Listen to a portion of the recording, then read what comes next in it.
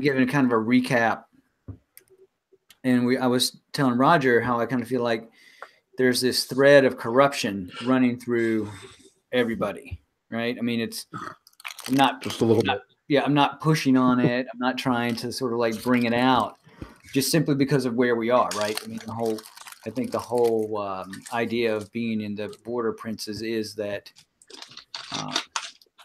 if it's not really just called out, it's essentially in the books. It's essentially this idea that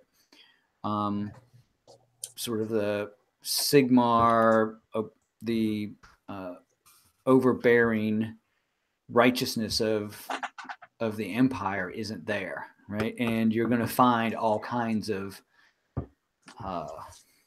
temptations and thoughts, views, right? Maybe a little bit more laxed opinion of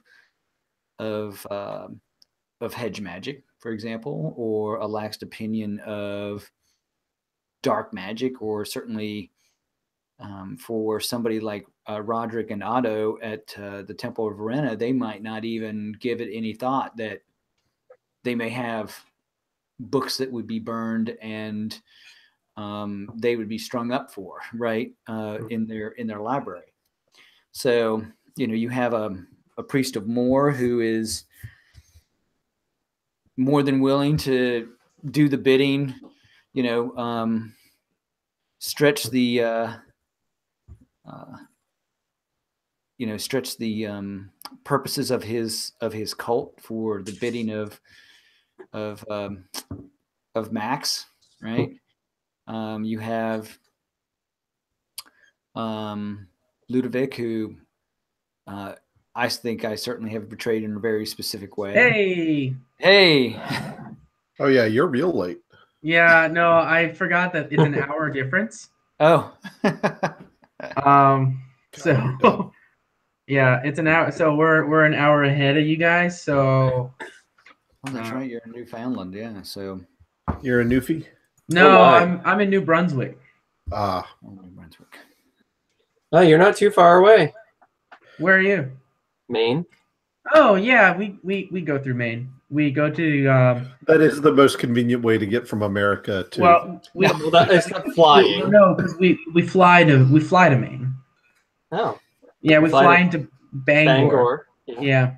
I learned it's not Bangor. It's Bangor. It's Bangor. Yeah, Bangor. That's how you pronounce O's, actually. Bangor. Yes. Not Bangor. Bangor. No. Bangor.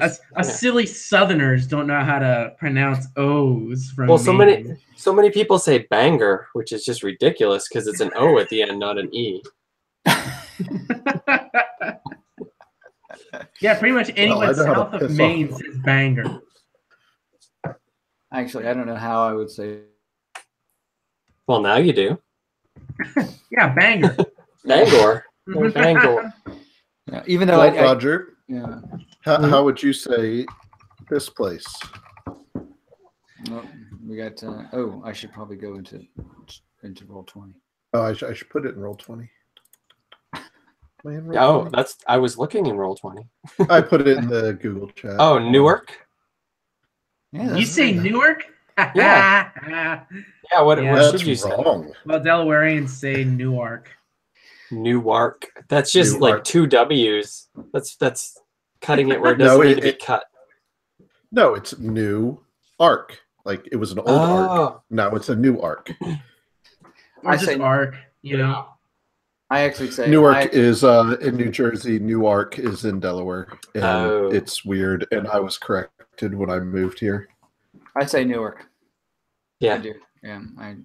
I mean, if it's pronounced one way in one place, then come on. We have a town nearby, Frankfort, but everybody says Frankfurt, and the people from Frankfort don't like it when you say Frankfurt. About that one in roll 20. Tappahannock. Tappahannock is how I guess. Tappahannock. Because it's in the south. It's in the south. They're from the south. That's where the Blackwells, at least my Blackwells, come from. Old Pappy Blackwell. Yeah. Of course, the rest of the Blackwells actually come from Maine. So very nice. There you go. By way of Canuta. Where Chappie McSlappy is to bring it all full circle. Yep, bringing it all full circle. Totally derailing Tim. Yes, he totally derailed me. So I was talking about the corruption, the threat of corruption. I was talking about how it's like a Ludovic is, is he even in his right mind? Who would bring a barge through the desert to put it on a river and just park it? Oh, he's talking. He's writing a massive epic story. So what happened last session? Nothing.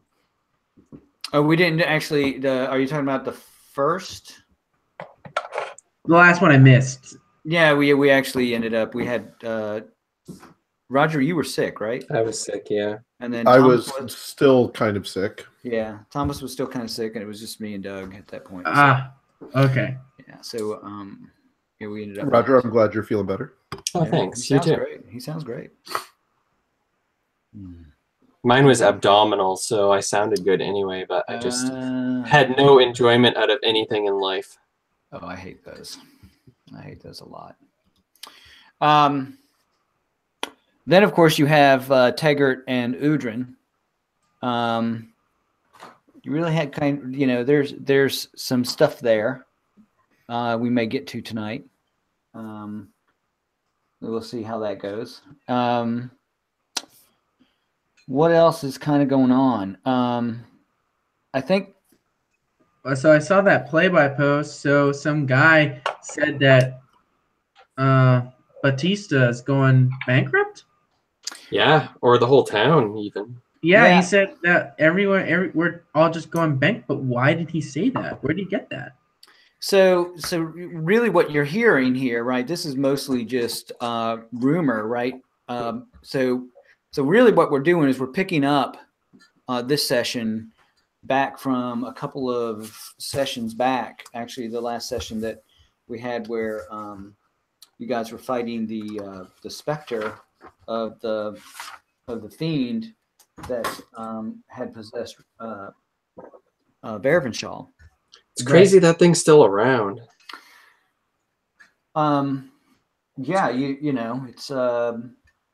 it's dead now. It has been dispatched by Tancred, and with a little bit of help from Johann, fetching some blessed weapons from Udrin. You're such a good fetcher. Yeah, that's what I do. And cut hair. And what had happened was, it had happened basically right in front of Katerina's Rest, and everybody ran out screaming, and of course Moorsleep was high, as it normally is, of course, in Padua, and afterwards, after it was dispatched, and there was a little sort of that awkward silence moment. Basically y'all went into the tavern just to sort of like decompress and started drinking, and you guys started talking a little bit about it. I would not do that. Right. Yeah.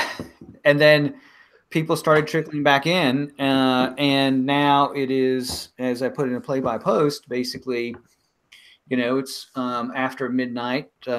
People have returned to the tavern, and most of them are awake.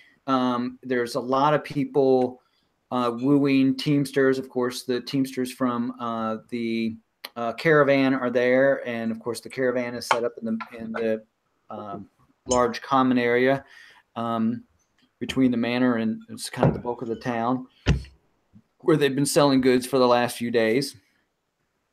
And of course, now with this last event, with this, with all manner of conjecture that is happening in town around the appearance of the elf and the ogre, the seemingly frequent appearances of Moore's Lieb, days apart. Unlike, they're certainly not used to it. So that creates all kinds of manner of additional rumors. And people in Padua are starting to get skittish. And of course, witnessing this fiend and the fight to destroy it just sort of like cements many of these rumors, falsehoods, some of it truth, some of it not, but people are just ready to leave. It's a beautiful town. And so you guys are here in the bar, and you were approached by at least one person who has basically said, it's impossible to find, Teamster sponsorship in the caravan leaving north, and he is he's eager to pay folks to get him, his family, and possibly his neighbors out of Padua. If they can't go with the caravan, maybe they can follow close behind. But they're not fighters. They're maybe they were thrill seekers or adventure seekers years ago, but they're not that any longer. And everyone is full of superstition. Everyone is full of they carry with them all the biases and life experiences from the empire and other points. Astilia, Telia, maybe even might be even some Bretonians there. And they're all just basically ready to check out of this place.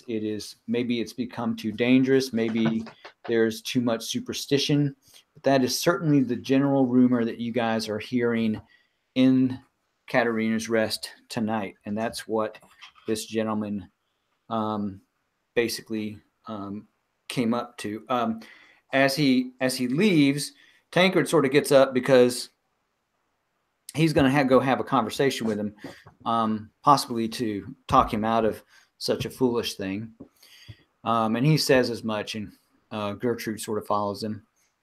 And with that, the Cosetta, who was standing there, she certainly hinted at the fact that she had left you, Johann and Wilhelm, with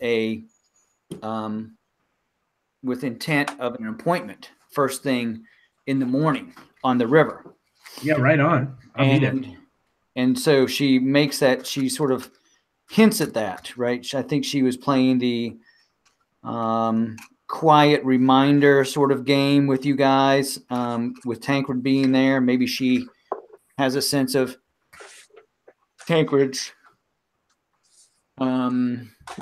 moral backbone, or certainly his his pre-dereliction to maintain the old orders, even so far away from them, and that might mean stamping out corruption when he sees it. And so before you guys joined here, Roger and I were talking about sort of the thread of corruption that, if I haven't laid it down explicitly, I certainly have laid it down in the story so far, right? Certainly with the invitation to control corruption for Johann, for you, Brett, for yes, Thomas, to a certain extent, the invitation of corruption to Vervenshaw. Of course, I had the corruption. Yeah, and Tancred, of course, has had that same thing, but I think maybe Tancred is trying to maintain, like I said, those old orders, those old established things. He's resisting. He's resisting he's resisting progress, right? Yeah, no, right. That's 100% what it is. Yeah. So he just doesn't know. He doesn't know. He doesn't see the signs. Superstitious, right? He doesn't see the signs, right? He doesn't see it. Scholarship potential. right? The potential. That's exactly what it is. Right. How great could we be? How knowledgeable could we be? Yeah, exactly. So that's kind of what I was talking about, the thread of corruption that is going on. And of course, now there is this general sort of panic about town. You know, this guy had talked about there being an open rebellion. Was he physically using the term rebellion as in like someone who was going to go stab the Princeps in the back, or overthrow the master of the horse? Cosetta certainly doesn't think so, and that's what you get out of the play-by-post. Maybe it's just like, we don't have to stay here, right? We can go, right? You know, they're not really offering us much. He says, you know what I do? I fish the river. You know, my friends frog the banks. You know, some of us eke out meager livings, trying to till the earth. And of course, you know, it's the middle of winter, so everybody is gotten a little bit of maybe some of them have seasonal affective disorder, right? Huh. So these are the things that are certainly the buzz about town. And that's kind of where we're picking it up, right? What are the next steps for the party? So we, like, obviously we haven't taken off, but that's kind of on the horizon, right? That's coming up. Yeah. It's coming up soon. What are we going to come back to if we go and do our task and come back? Are we going to come back to a town that's worth living in? I have an idea. Oh, ideas. He's an idea man. So these people, right, they don't want to go east to 9, 10, 11. They think that it's all safe out there, yes? But what if we just say that we are heading outwards, yes? And we come back and we report it's not nearly as safe as they thought it was, right? There's so much danger out there. It's so nice and safe here compared to out there. We just need to convince them of it. We already kind of know that to be fact. We don't need to make that up. Well, sure. All the better. I like how you wanted to pretend that things weren't terrible out there. Yeah. Where'd that come from? Well, it's interesting for us, is it not? I mean, I enjoy my time out there sometimes. But it's definitely deadly. Oh, for sure. For a fishmonger or frog killer. So I have to. I don't understand what. A frog slayer. Was he a frog slayer? Is that what he said? He caught frogs. I don't remember that. It's a very noble title. Just said it. See that? Let me see that. Let me see frogs. Frogs. No, frogging on the banks. There we go. Yeah. That does sound like a real Warhammer Fantasy Roleplay career path. It actually is. I'm actually surprised you guys don't recognize it from Barony of the Damned. It is actually a career. I don't think I've read that. The career is. Let me pull my headphones off for a second.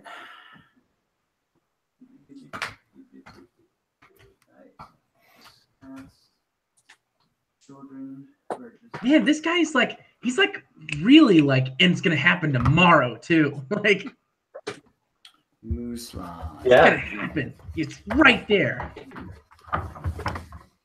Yeah, I don't know what his problem. I want to say it's actually the career is Frog Wife, maybe. Yeah. Okay. This is really easy actually to fix. If he really thinks Batista is going to be broke tomorrow night, why doesn't he just stay 2 nights? He can stay 2 nights. And it's like, well, he's not broke. I don't know where you got your info. I think more of it is right. I don't think the big thing is fear, man. I don't think he intends on staying 2 nights. That's the whole point. Like, I'm not sticking around. I'll go out, and take my chances. If I can't pay the sleuth and swamp air, is the Musalon career is frog wife. They take buckets of snails and frogs caught in the villages by the village's swamp heirs, often their husbands, sons, or fathers, and gut them long into the evening. That's what a frog wife does. And the swamp heir is a hunters and gatherers of snails and frogs. Those are two careers. Noble. So he came to the sleuth initially for help. Yeah, I mean, so clearly he believes this group to be the most capable. Oh, well, in the town. I think are renowned as the most capable. I think that he believes that he is. Well, no, I tell you what. Why don't you give me an intelligence roll? That's just pretty high for you, so you should be able to do that fairly easily. Yes. Actually, just a perception roll. Perception. Yeah. Okay. Oh no! Better yet. Give me a fellowship roll. That's more of a kind of like how do you read people? Fellowship. Here we go. Yeah. You're actually gonna let him roll now? Woo! There you go. All right. So I didn't know if you wanted to change that or no, you're good. So yeah, you can tell that that he is. It's not about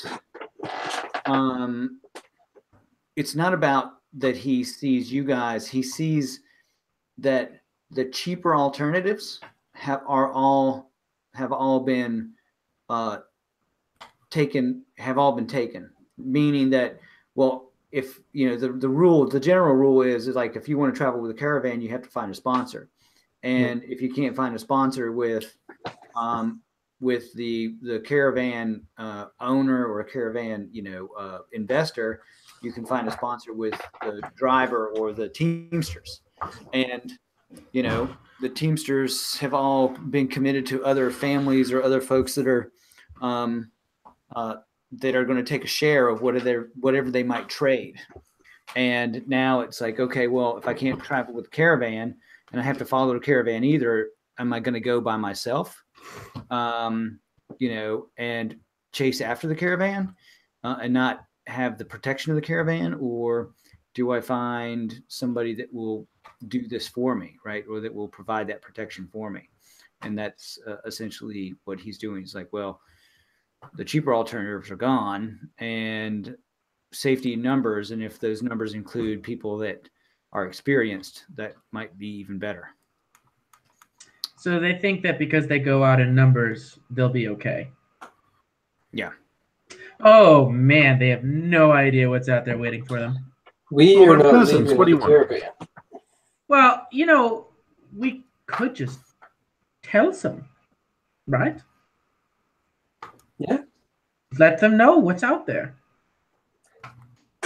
Yeah. Orcs, demons. I may want to lay off the demons. No. I think that's fair. I think that would be the most impactful, yes? If he believes you and doesn't think you're just trying to hoodwink him. You do look like a hoodwinker.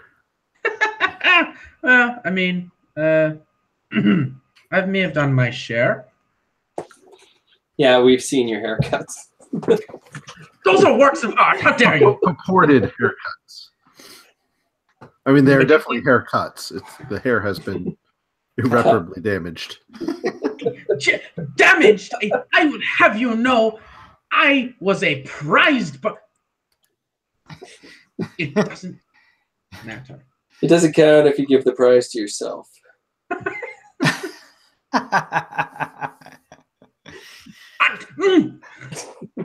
So yeah, you get that impression that's the case, that that certainly feels to be the sense of what's going on. And as you are several hours go by, the place empties out. The Teamsters empty out because, of course, they've got to get ready for the morning. You get the sense that people are leaving and definitely getting ready to make the exit. So you have, what do you guys do? Oh, so that group of people's about to leave. So I see Tancred actually did say something. Yeah. He went to go talk them out of it. And I've made some rolls here but that may or may not be something that you guys immediately find out unless you talk to him, because he sort of comes back to the table. He and Gertrude come back to the table as they begin to leave, and many of the other people begin to leave, and there's not many people left. It's like the 4 of you, the 5 of you, Mathilda's, so Cazetta's daughters, Baptista's daughters, cleaning up, a couple of drunk, some of them snoring, folks in chairs and on tables, which of course is a commonplace after a big night.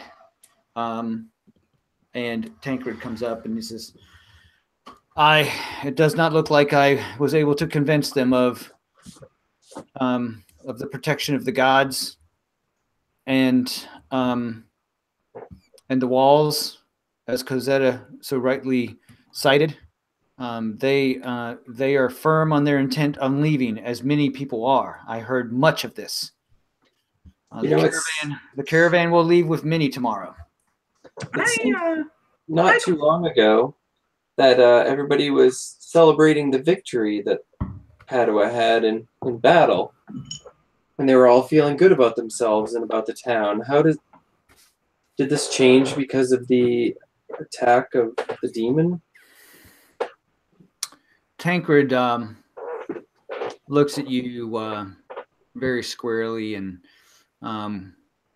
certainly sort of a world, or certainly a battle,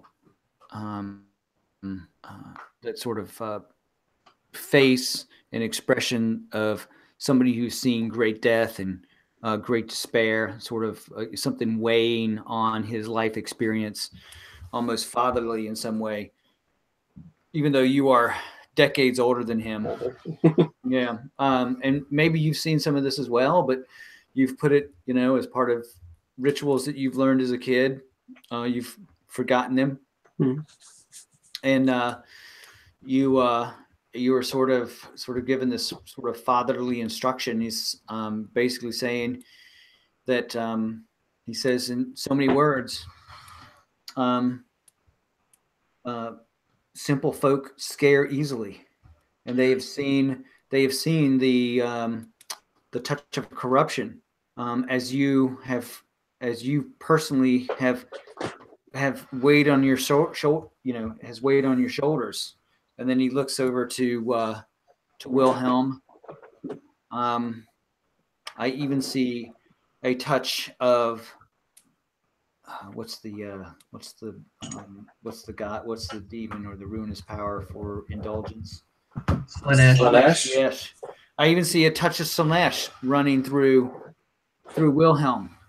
All of us are touched. I feel corn in my rage on the battlefield. That's so good. And I am learning a little bit more about Gertrude is teaching me a little bit more about the discipline of Myrmidia, though. And he kind of laughs. He says, "Like, it is a touch too feminine for me," and he sort of laughs. And he gets a smile from Gertrude. So, you say, and I agree, by the way, by all accounts, every single village that I've ever been to has scared easily, but are they not also placated easily? What do they know of demons? What they look like? How do we placate these? We are, there's no money to placate with these people. There are no... Oh, money. You say money. No, what are they afraid of? Corruption. Give corruption a face. Present them with a trophy.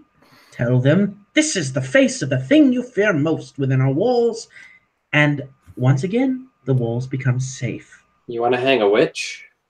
Burn her! It does not need to be a person. Could it not be a dressed up beast?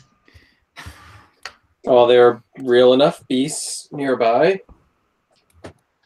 beasts given a deathly visage, something to give them comfort, knowing that it no longer stalks the streets at night. They don't know what it is that we fight out there, and it's not like we're going to go out and find another one. I certainly would not want to run into them if I can avoid it. But superstition is easily placated. Just fuel it with a bit more superstition, things that they expect it to be. Nothing out there is what they expect it to be. They have no idea what it really looks like, so just about anything will do, as long as it looks monstrous enough. Yes? Gertrude claps a little bit. When did you get so duplicitous? Do you know how many villages I've had to run from? I'm just trying to pronounce that word and struggling. Tancred just has got this pondering look on his face, like, why, that just might work, but before tomorrow? No, on the morrow, of course. Well, oh, you mean the work? Yes, the work must be done now. Yes, as a matter of fact, we should do it very quickly. Well, if you just give somebody one of your haircuts, we could probably string them up. No, as I said, it need not be. As a matter of fact, it might be better if it is not a person. You see, they want a monster. Yeah, that's what I'm saying. You are going to really drive me crazy here. But the point is, I'm going to let you guys run this until I, right to let me know how you're gonna make this happen. I'm letting you do it. Let's go. Yeah. We need and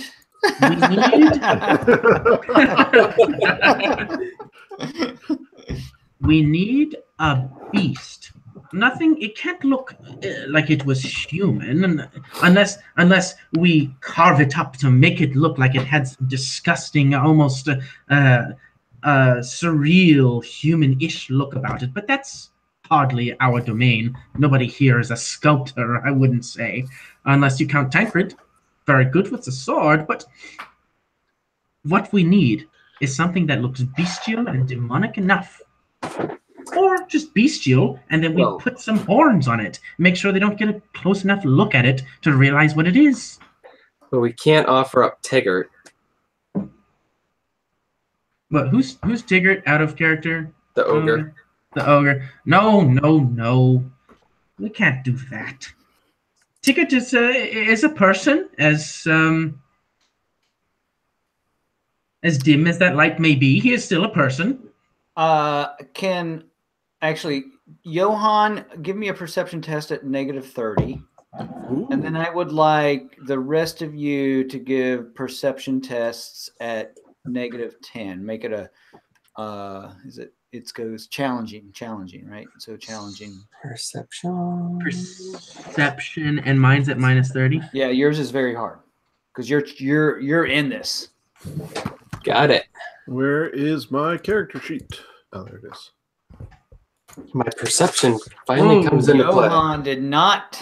Well, which is apropos. You are in your speech, right? You are explaining exactly what you need to do. I just wanted, so V, you've got 2 successes. Yeah. Roll. Okay, cool. So somebody else has gotten successes. Yeah. And wow. So let's see. I'm sorry, Vervenshaw and Wilhelm and Tancred and Gertrude. They have their back turned to the bar, and Johan is speaking to the group. The 3 of you, sort of. Maybe you're standing at the table, looking down, maybe flanked by Gertrude and Tancred to one side, but V and Wilhelm, you kind of glance away just for a moment to kind of see, and both of you see that Cosetta, she is wiping off the bar, and she is intently paying attention to the conversation. Eavesdropper. Intently paying attention to Johann's impassioned conversation. Yes, no, it must be something that has just... It could be a dog, perhaps. A dog. A dog could be easy enough, yes? And perhaps carve a little of the skin back and you'd show some muscle, something that looks unnatural, yes? Like it shouldn't be, But this is the head of a true monster. Add a few additions here and there, and then voila. You have a demon. You have an onlooker, Doctor? Yes? What? Ooh. Oh, I was just saying, the Lady Cosetta is listening in intently. And did you actually mention Taggart, right? I did, yeah. Okay. Just to make sure that wasn't an idea. No, I just want to make sure that it was actually stated, and then I heard the meta piece of that, and I was like, okay, was that stated or was that just? Yeah. Okay. So you want to kill a dog, chop off its head, peel its skin off, and present it to the populace, telling them that they are now safe. Oh, no, you make it sound stupid and overly simplified. No. Whatever it is, it doesn't matter. It matters how you present it. The artistry, the circus, the theater, that's what matters. It doesn't matter what the baseline is. Well, I mean, it sort of does. It determines how much work there is to do, but... And you think this will stop people from leaving the town? I think it can't hurt. I think if you present them with the death of an awful creature, and you say, there is no better place for protection than here. Look, we have slain the beast. When Vervenshaw, when you mentioned Taggart, oh, and I wave at Cosetta. I just motion her over. She has an interest in this, and I've no reason to hide it from her. So Cosetta sort of comes over, and then she looks at you, Vervenshaw, and she says, well, of course, the perfect beast is she just says, of course, the perfect beast is the elf's undead servant, that beastly ogre. Did you just say undead? I did. Could you not see it? The ogre is undead? Have you not seen that he obeys the elf's every command? Was unwounded in battle? Did you not notice that? He presents no aura. This is what I am trying to teach the two of you. And Tancred turns and scowls at her and says, I am trying to let you see beyond what you see. And then she looks at Tancred and says, do not think that you did not know that I am a bit of a medicine woman, and that is all it is. Pure, just simple folk medicine. No harm, no foul. Back to your cups. I think perhaps an ogre. No, she says, but yes, the elf is not going to part with his lackey. That can be sure. That you can be sure of that. Well, are there a dog? There are dogs in town. Yes, but what of a beastman? Perhaps, yeah, I mean, this is perfect proof, yes, of an actual demonic presence. Well, if you find a beastman, that is up to you. But where are you going to get such a beast to dress up? Is it going to be one of the Princeps' horses? Is it going to be a dog? Where's this beast that can be so convincing.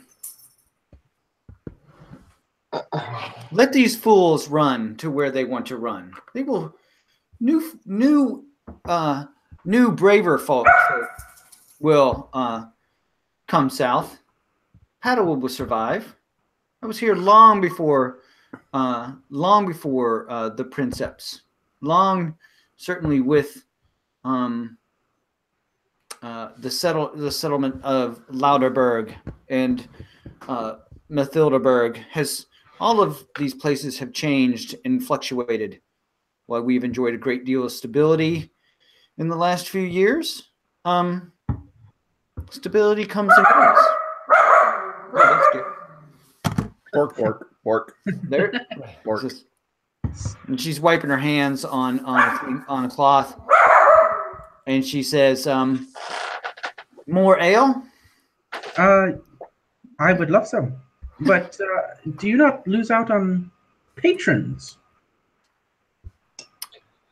And the town loses out on revenue? The town loses out on food, hands. Actually, how many people are we talking here? He says, my family, we will not leave these walls.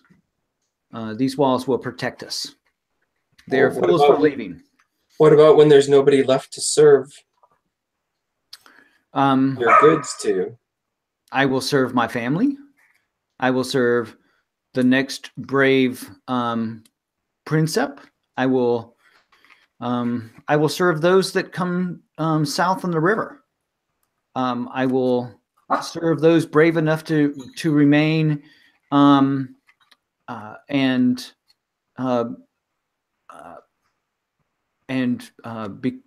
harvest the wood. I will serve those that I will serve our priests that wish to continue to study.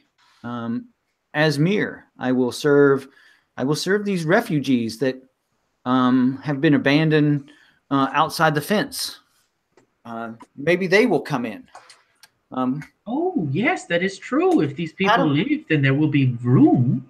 Padua will survive. Of that, I am not worried. And the Avon will provide. Well, that is a shame. I was so looking forward to getting back into it, you know?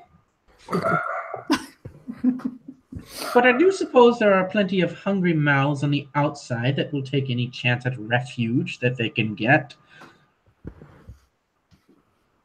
Yeah, but I didn't think anybody outside the walls had any talents that were of use.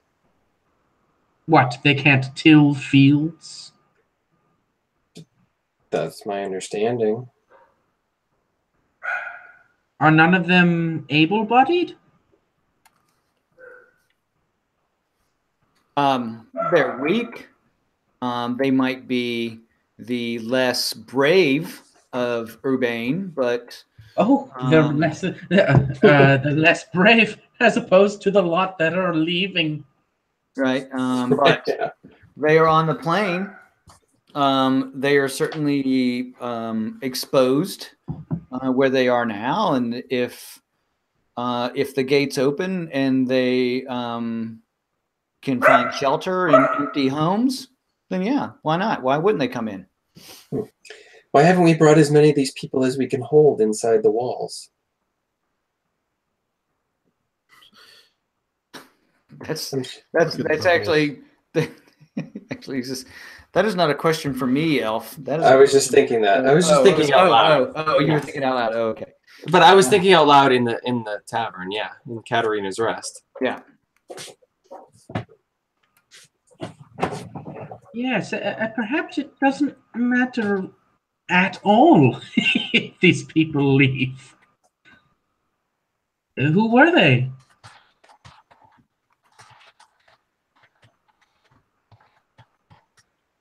No one of consequence. Not as far as I can see. And if they're just complainers, and we're better off with them. If there are plenty of people on the outside willing to take their place and willing to... Cold-blooded. Well, shit. I mean, I say we try the beast thing, yes. And if they leave, then they leave. I'm starting to think we should let the Princeps and the Master of the Horse worry about the population, and we just do our job. But they should know, right? We should inform them. They should be that. Yeah. Well, yeah. They should already have a pulse of what's going on anyway. If they don't, they're foolish. Which is not. It's not been 100% my experience with them. What? That they're foolish? Have we talked to the Princeps and to the Master of the Horse about this? No. What did you say? Remind me. We are their eyes and ears. Yes, but we are not their brains.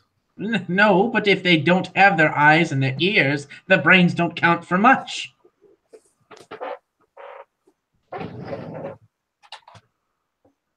I say we let them know, and we do our jobs, and then leave it to them.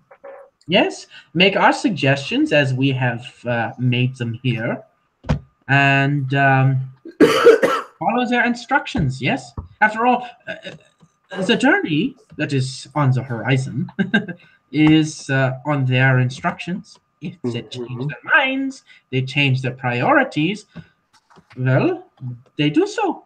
I still get paid. I still have my home. I still have my job. Yes? Yeah? Let's let them know.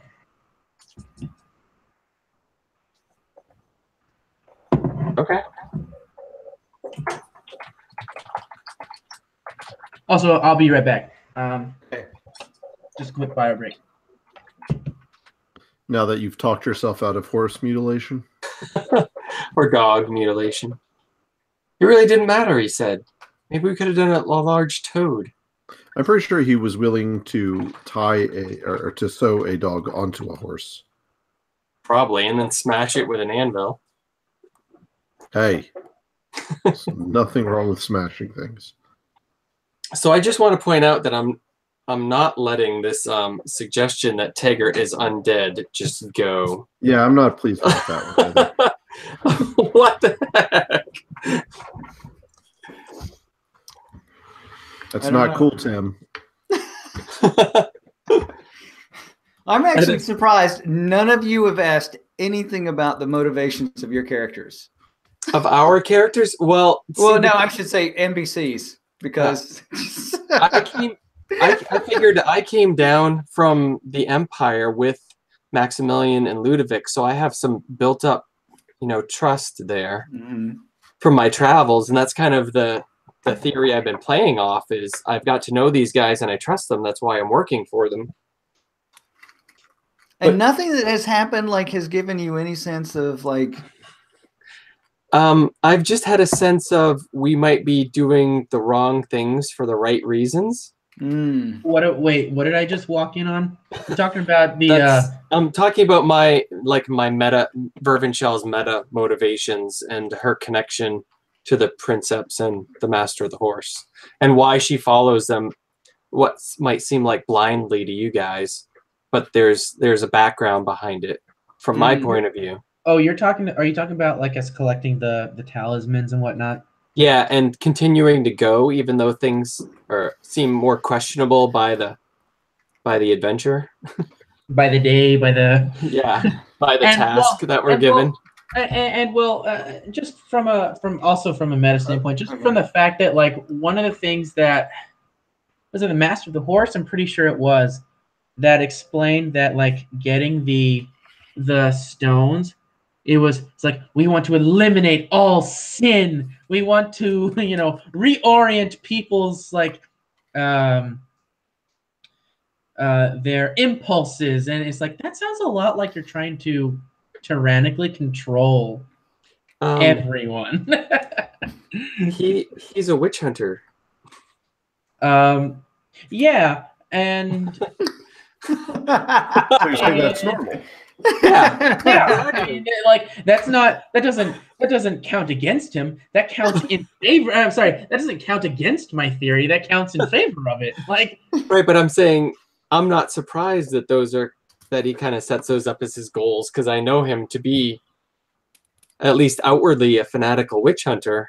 I feel like he has internal motivations that the outward appearance of a witch hunter kind of just help him with. Okay, so what I don't want to do is, all right. So let me reframe. I think I was trying to say this to you, and I'll just bring it out in the open.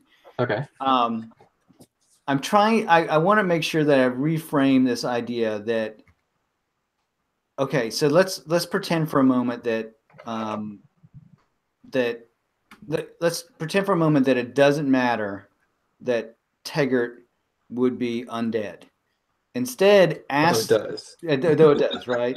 But then the flip side of that is that why would Udrin, right, display that sort of loyalty to an ogre to keep him around, right? And possibly not in the traditional sense of an undead, somebody that would be like, a rotting, zombie like thing. Because clearly Taggart carries himself with an air, certainly with, you could say, with a degree of autonomy, right? Well, as much as an ogre had in his living years, right? Right. I mean, he wasn't that much of a genius to begin with. So, and what I was trying to say is maybe the motivations of all your former characters maybe not be all that altruistic, but maybe all of them have a sense of loyalty to each other, right? Yeah. Maybe that's what I was trying to get at, and maybe that by itself should be the first thing, because remember, there is this sense of corruption running through. But what I don't want to do is, I am willing to have a discussion about retconning that piece of the story that I had written. Right. Retconning the undead piece? Yes. If that bothers, particularly if that bothers you or anybody else. That didn't bother me. No, it doesn't bother me at all. No, okay. at all. Well, right. I mean, but isn't that is that what the purpose of these games? Or like a little focus? But if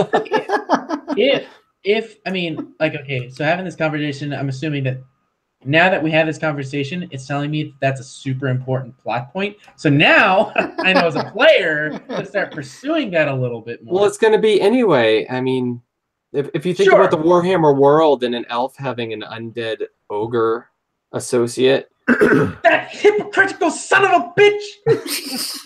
Yeah, well, he's singing these pure notes of cleansing. It's not enough that he lives forever. He must also be an...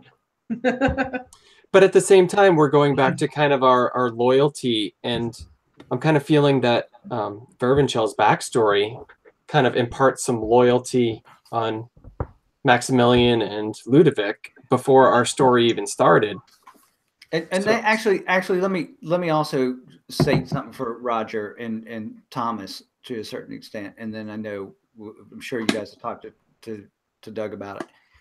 What I don't want to do is violate that sort of like boundary of trust, right? Mm-hmm. And if you feel like I've done that, then I'm willing to have that sort of like, okay, maybe I overstepped my bounds. But are you talking about because of previous characters being involved? Yes. Yeah. Right. Oh, then I have no dog in this fight. So right.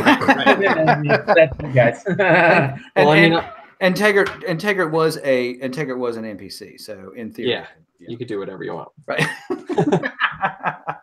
But I'm not like a complete ass about that, right? Okay. So I'm ready. Well, see, what you're saying though is you might possibly be a complete ass about Maximilian and Ludovic. We just don't know yet. Well, what I'm saying is that the right. Well, let me put it another way. Let me reframe that. What I'm saying is that the four of these, Maximilian, Ludovic, Udrin, Taggart was kind of an NPC. Who was the other one? Right? We had a collection of different people that come in. Yeah. And then those were the base ones. Right, those are the base ones. They're they, for all intents and purposes, they kind of save the world to a certain extent. Certainly, their understanding of it. The elves are not above corruption themselves, right? Udrin disappears off to Uthwan for 10 years. But we figure that's for the better, not for the worse. That's the assumptions I've been working with up till this point. Okay. And now I'm thinking that that's not necessarily true. But might be better for elves. Yeah. But the thing is, he's an elf. He's an elf, and my Vervinchell's background means she immediately trusts him over the rest of you guys. That she's, we've saved each other's lives multiple times. Yeah, but like, you guys are elves. I mean, we don't know what you guys want. Like, you guys live forever. I don't understand you. Yeah. So then there's aspects of the story, and so this is actually getting into, maybe I need to reconsider some of the elements of the story that I kind of set up, because I'm really thinking about your characters and how what I'm saying is I've really been thinking about your current characters, right? Mm-hmm. And your old characters, I like to think that they have their own motivations and they change. And Ludovic was certainly not by any stretch of the imagination a sane individual. That seems to be a running theme for you, Thomas. Right.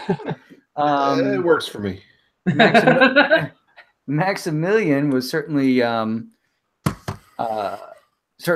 darker, and we certainly see in Warhammer fiction how dark witch hunters can become.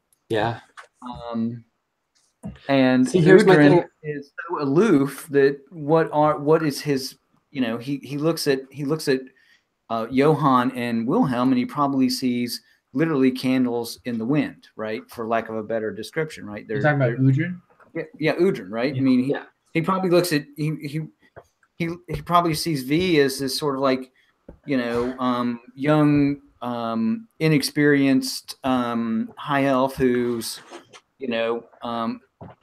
backwoods and no education, right? So he probably doesn't really look, he knows that you're superior, certainly, right? Mm-hmm. You're a high elf, so most arguments to you are probably invalid anyway. But he is, he probably doesn't look at you the same way, say, that he looks at somebody that he might be sipping wine with in Uthwan, right? Right, absolutely. And I think that's and that kind of goes to some of the other elements of corruption in Padua that you've seen. How often would you see a Moor priest essentially cut somebody's throat just so that a witch hunter can speak to the ghost, right? I mean, I guess none of us really, probably know Warhammer. I hate to say this, especially about myself, but maybe none of us know any better about Moor priests. Yeah, that's true. Yeah, I think maybe if that sort of thing was given in a like if it wasn't a surprise and there was sort of like an opportunity to be like, no, wait a minute. If something is like supposed to be unusual, like you just said, like a Moor priest is not supposed to just be like okay with speeding up somebody's death to give information to somebody, right? Because that's what that was. That's basically all that was. Is he killed somebody so that he could give a slight advantage to his Princeps. Mm-hmm. And if that's unusual, I know certainly Johann would not have known it because he's not a religious man by any means, but he could people could have had some inkling of it, right? And the players, we wouldn't have known it. Mm-hmm. The characters might have, but because of familiarity with the Empire, but we wouldn't have. right players. And if like a test or something like that, like Common Knowledge Empire or something like that, just to kind of throw it out there, like, you've never heard of this happening.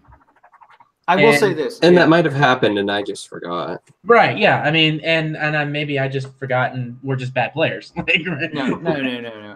So one of the other things is I may have been a bit clumsy in dropping that information. I mean, I was going to definitely try to reveal it this session. Okay, cool. Well, then what the Taggart part? Yeah, but at the same time I was a little bit clumsy in it because I wasn't sure how far we were going to get, and then I realized, well, because I do have, there are events that I think certainly are there are events that are plot hooks that I kind of feel like I've put them out there, but maybe I haven't been very explicit about them. Mm-hmm. And then I realized, and then I said, oh, well, this is a great way to set one of those hooks out there, so that we can at least have this conversation. We are biting that Taggart hook at some point. Just so you know, you don't have to worry about that hook anymore. Yeah, that's gonna happen. That was the reason why we didn't bite that as much, is that was like, oh shit, he's undead. We were in the middle of dealing with this population problem, and then right. And I think the only sign that I can remember that might be the case is when I think I hit him for like a critical hit or something, and it didn't even bother him. Oh, you know what? You know why we don't remember anything that would have as players, we had our minds wiped. Yeah, the characters had their minds wiped. I was drunk, I bet. And I don't think my character saw it. Like, I just saw them fighting in the distance, and then I was like, why are you guys acting weird? You guys were just fighting people, and then so like, I think even in character there was no way to actually but there you go, that did happen as Roger just described it. Was so it was not, it was I said, it wasn't supposed to be, it was, like I said, I was not as I did not reveal that as deftly as an experienced GM should have. Well, not only that, but I tried to role play after my mind was wiped, and even kind of myself not go through the events of what happened so that I wouldn't remember them. Right. No, that's true. Yeah. Well, I mean, I guess after a certain point, like it's not like Udrin's gonna wipe their minds, right? Like, he has to. Like, there's no choice there. So I wouldn't say it wasn't like, I wouldn't call it clumsy. I would call it as like, we got to write our way out of this somehow. You got to do something to like get the information out there. I didn't find it like the delivery of that information to be bizarre. I just found that like we were like in the middle of something, and then that got sprung on us. It's like, oh no, that's a whole nother thing to look at. We have to put that off for a second. Well, I think that's more what I was thinking as a player. Cosetta is, in some ways my a teamster on my plot wagon. But she's very, very handy deliverer of information from the GM. Great, and I love her. And so for me, it was basically like, oh, you're thinking about a beast, and then of course, Vera Shaw mentions Taggart. She's going to smile and say, yeah, that's a dumb idea, not just because it's he's Taggart, but he's Udrin's undead servant, right? So yeah, you're probably not going to get Taggart away from Udrin without paying for your lives, and then at which point it doesn't really matter, right? Well, we couldn't anyway, because he could probably take all of us combined, so by himself. So I wanted to throw out, when you're talking about maybe having liberties with our old characters that we weren't expecting, like for my idea of Maximilian, so far it's been great the way that you've run him. I want to say my idea was he always was like ambitious, right? But not necessarily corrupt, but ambitious, and he was using whatever he could to further his ambitions, including claiming to be a witch hunter, even though he didn't believe in Sigmar at all. Right. Yeah, I don't know if you guys ever picked up on that. Oh, I completely Thomas, picked up on, right. Right. Yeah, he's using everything around him because he's got like little man syndrome. He's got a Napoleon complex. Right. He wants to be the best and the greatest, and he's going to use whatever he thinks he has around him to achieve that.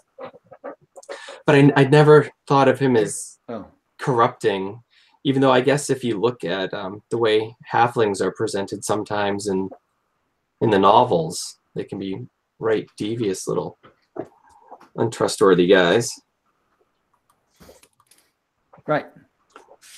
But if like I said, if any of you feel like maybe that might, I mean, I can certainly pivot. If it bothers. So far, everything's great. I'm not bothered by Taggart being undead. Okay. Yeah. Or Maximilian's actions so far haven't bothered me. How about Ludovic for you, Thomas? Ludovic's been a non-entity, much as he should be. Yeah. He is like the Louis XIV of this. So we're good with Ludovic, we're good with Maximilian, and we're good with Taggart. Would it be the 15th? Which one was the we may not know about Udrin, though. We don't know Udrin, that's up to Doug. Yeah, we don't know where he's going. Right. You made him all powerful, Doug. Does Doug know that Udrin has an undead ogre? No. Okay. Yeah, that's just generally not a. I didn't know if he knew, and we hadn't picked up on it yet. Udrin's not. Udrin's not. It's not like I say. Here's what I'm going to do with Max. I didn't call you up or whatever. But at the same time, what I don't want to do is like, here's what I would never have done, and tell me if I did this, and then you guys and you were. What I like to think is I would never have taken somebody like Udrin, or I would never have taken somebody like Max, or even Ludovic to any of them to a great extent, and turn them into the big bad guy, right? Or the big bad boss, or whatever. They all have motivations, and yes, the motivations are what I like to think this part of the campaign arc, right? And it's, I would say that this particular part of the campaign is certainly, I would say we are approaching the end of the campaign in the sense that there is certainly a resolution that I think would be, are any of the characters' motivations 100% pure? Well, I don't think anybody's motivations in the Warhammer world are 100% pure. No, they shouldn't be. Right. Most people. Right. I mean, we're maybe a lay priest or something. Right. We're not playing a D&D campaign, right? It's not, we're not all paladins, but I guess what is what I'm trying to say is that think about, and to a certain extent, Brett, you don't know this, but or you didn't experience it in the first one. But your characters in this campaign have there are callbacks to the last campaign. There are the black orbs, right? You were underground, you saw the black orbs, you walked through the black orbs. The black orbs are present. Right? So your previous characters have experienced those. You know that they can be used by evil, for very evil intentions, right? And then you have this sort of like the MacGuffin, right? The MacGuffins are essentially, the stones, right? Collect the stones. Save the world. Right. Maybe save the world. Are you actually making the world more dangerous by having all the stones collected? Right. Nobody's asked that question yet. Right. we have deliberately avoided that question, I believe. No. I'm pretty sure it was intentionally. No, I have definitely asked that question. Okay, let me put it this way. I have had many conversations asking that question, and nobody's telling me the truth. Bourbon Shell is definitely ignoring that question. Okay. Let me say it that way. Johan knows there's some shit going on, and he's going to get way the hell out of town if there's even a hint of trying to take control of his mind. His shit's too good to put in control of somebody else. No way, no how. You know, we think about Udrin being on Uthwan for 10 years. What did he learn on Uthwan about the orbs?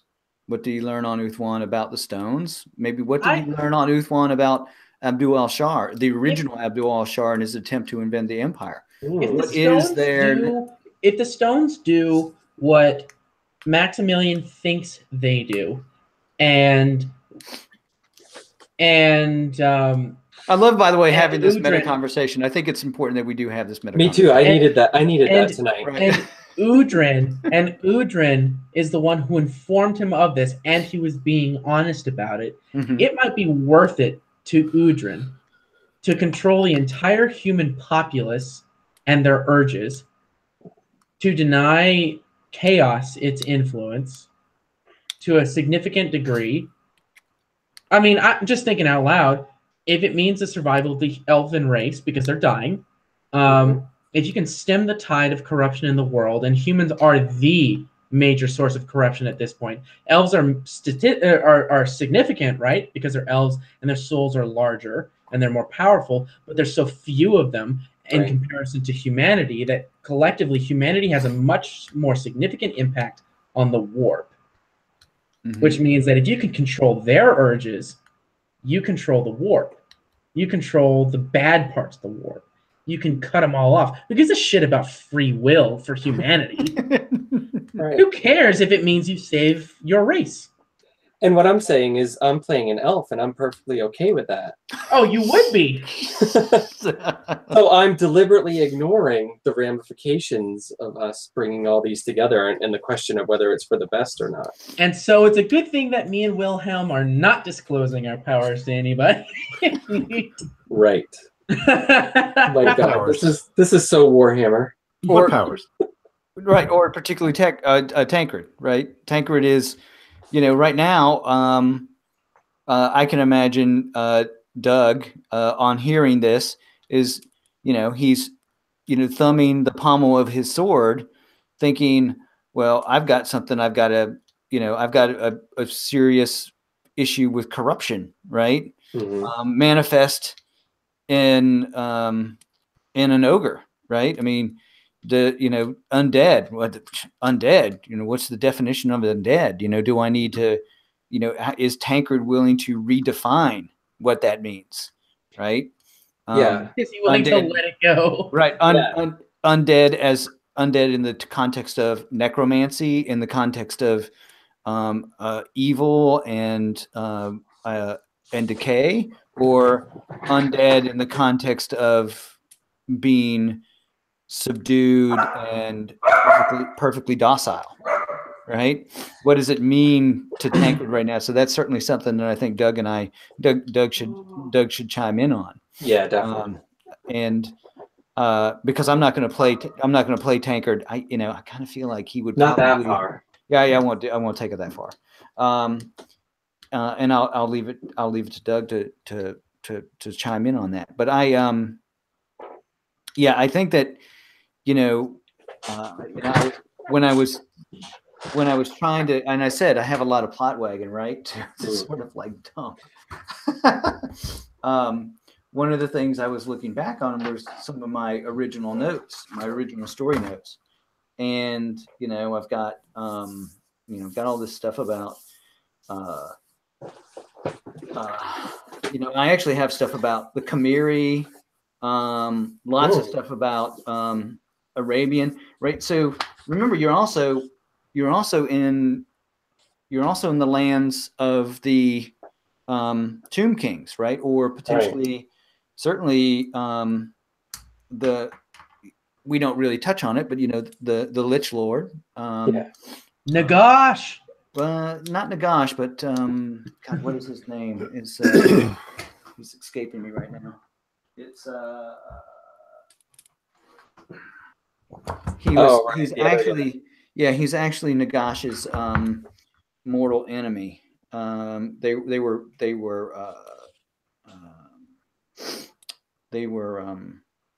rivals in life. Yeah, those are pretty good novels, by the way, if you haven't read them. I have not. The Lich Lord. Now I have to look this up. Lich Lord Venethrax? No. It starts. It almost. I almost want to say it sounds like Carrie Tommen. Karidaman. Do you have a link? Do I have a link? He's Carrie Tommen. Yeah, it's like almost spelled like Karitamen.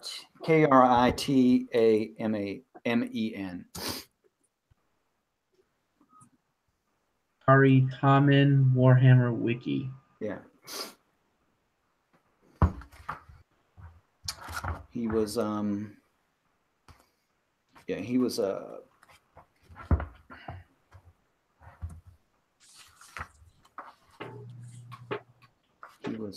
the Death Scarab is, I think, what he went by.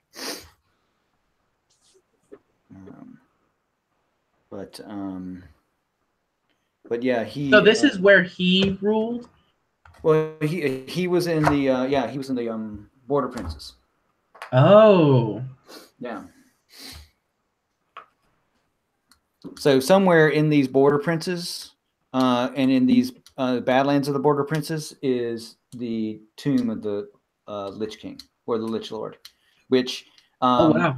Oh, so this guy is even now, or I don't know now if he's even still alive or exists, whatever alive means.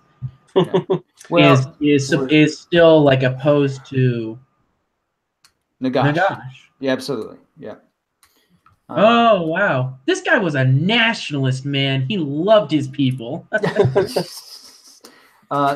Which is funny because the Lord of the Lich Lord, I don't know if you've seen this adventure at all, but it's essentially Tomb of Horrors for Warhammer.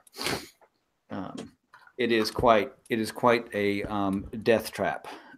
The tomb itself. I've been trying to stay away from anything that might hook into this campaign. Mm-hmm. Oh, so you really haven't been looking at that? No. No, that's good. All right. Well, there's so this guy's just sitting around somewhere.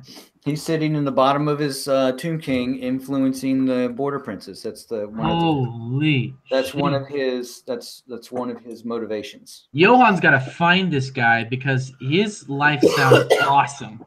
You know what he does? He just learns all day. He just learns shit about the world and influences according to the way he wants it to. I mean, this guy sounds like he's your hero. Life. He is. This guy sounds great. There's no battles being fought, not by him.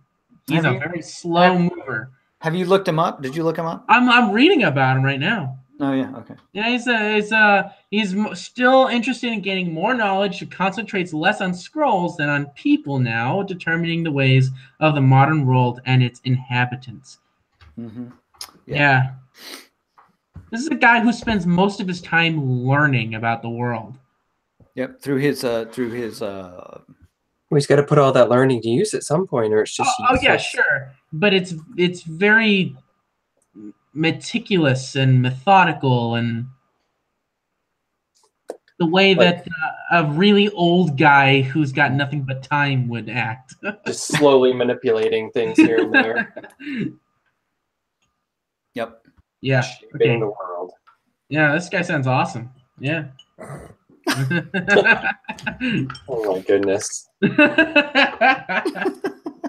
I speak as Johan, of course. Right. So that's kind of catching everybody up on the campaign arc to date. I mean, that's pretty cool. I have no characters that you're controlling right now, so no real opinion on my end, but I love it. and I'm cool with it as long as like if there's something that like we're not getting, just like it's totally fine with me if you're explicit. Like I don't give a shit. Like, you know, Yeah, it almost seems more necessary in this venue that we do with just a few hours every couple weeks online. Yeah, exactly. Like if you're more so than if we're sitting face to face for 4 to 6 hours. If we and if we were to like every week, like you said, 4 to 6 hours every week, then like maybe you could be a little more subtle, but like there's some shit going on for everybody. So it's like if you have to be explicit, just do it. Just say it. Yeah, I think actually, Roger, you've touched on something, and I don't know how how you feel about it, but it absolutely is true. Like you lose and I kind of quit using my camera to a certain extent. I was going back and looking at a lot of my old videos, and I used my camera all the time. For some reason, I stopped doing that. I don't remember why. Oh, I remember it was something Brett said, and then I was like, you know what?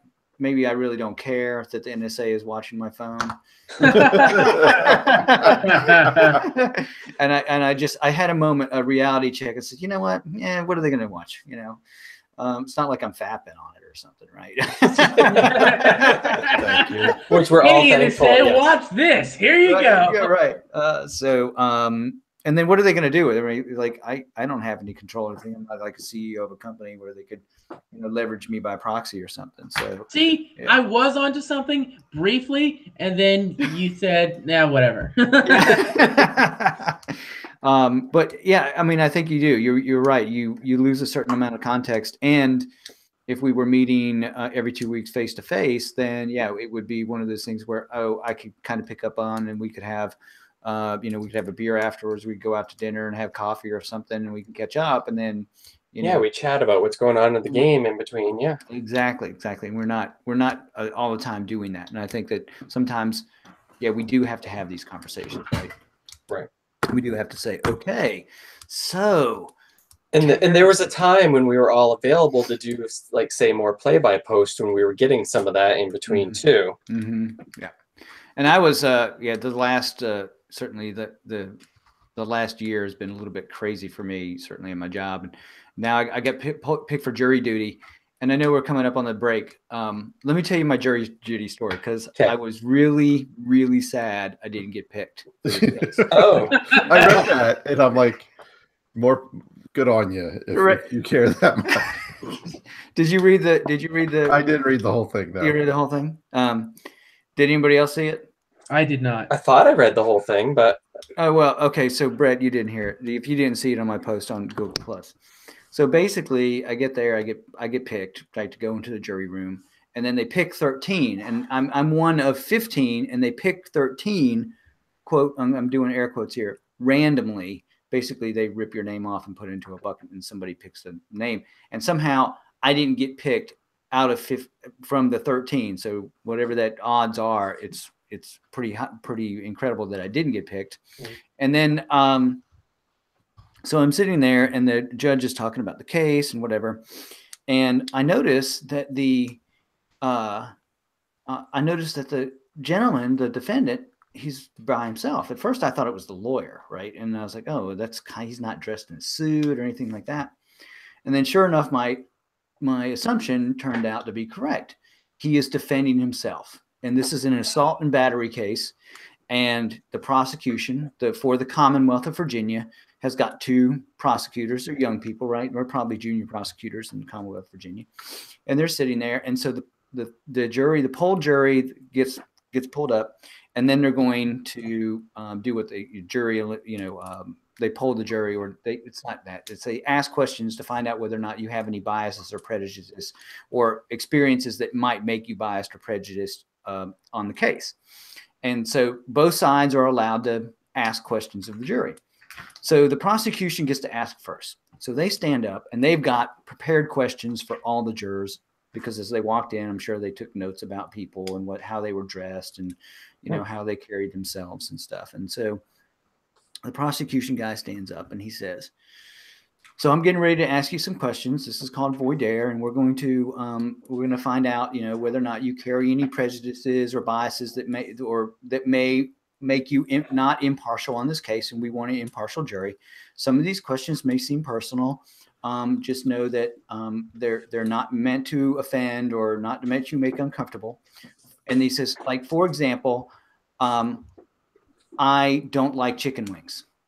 And this is the prosecution, right? This is the prosecution. So, for example, I don't like chicken wings.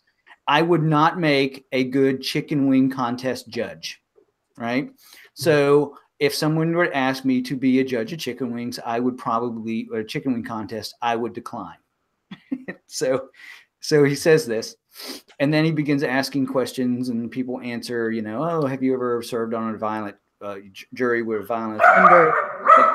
Have you done all these things? And they end up going to the defendant. And the judge goes, you know, the prosecution says, we're done, Your Honor. And so then he turns to the defendant. He says, Mr. Commodore, do you have any questions you wish to ask of the jury before you complete voir dire? So he stands up. He's a tall, 6'4", black man, nicely dressed. He's, you know, I would say golf business casual. He's got a cane. You know, clearly he's, you know, it's an older gentleman, probably in his late 50s, and big guy too, muscular, right? And he stands up and he says, he starts talking about, man, I almost want to get the court records, because he says something that made me kind of laugh. And then the judge says, well, Mr. Commodore, you know, that sounds like you're getting ready for your opening statement. This is not the time for your opening statement. Do you have any questions for the jurors? And he does this sort of like double take between the jury box and the judge. And then he goes, no, I don't, but I like chicken wings. And then he sits down.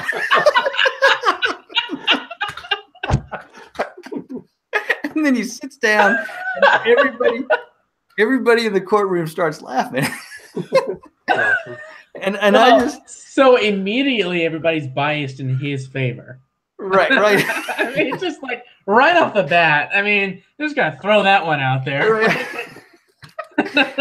And the best part about it was I was sitting there. Of course, I started laughing, but then the judge asked the jury. So the judge, and they're asking around. They're getting ready to eliminate, and the judge says, "Hey, before you make your choices, I do have one question that I don't think was asked. Do any of you know the defendant? We need to make sure that none of you know the defendant, or the person pressing charges, in this case, the plaintiff." And they go, well, he turns to the prosecutor, says, what is the claimant's name? And they go, Nathan Dillon. And he says, okay, do any of you know Nathan Dillon? And then somebody says, I know a Dillon. Maybe it might be somebody. The name sounds familiar. And so the judge says, well, can we bring the claimant in and see if you know him? So this boy walks in. He's, God, he couldn't be more than 8. He couldn't have been more than 16 years old. Looks like he had just smoked, just rolled out of bed, had probably hit the pipe about 5 times, and just this complete waste kid. And then he walks in, and he just looks like he's completely disinterested. And I kept thinking, why is the Commonwealth of Virginia prosecuting this black man for beating this kid? Because he looks like he deserved it.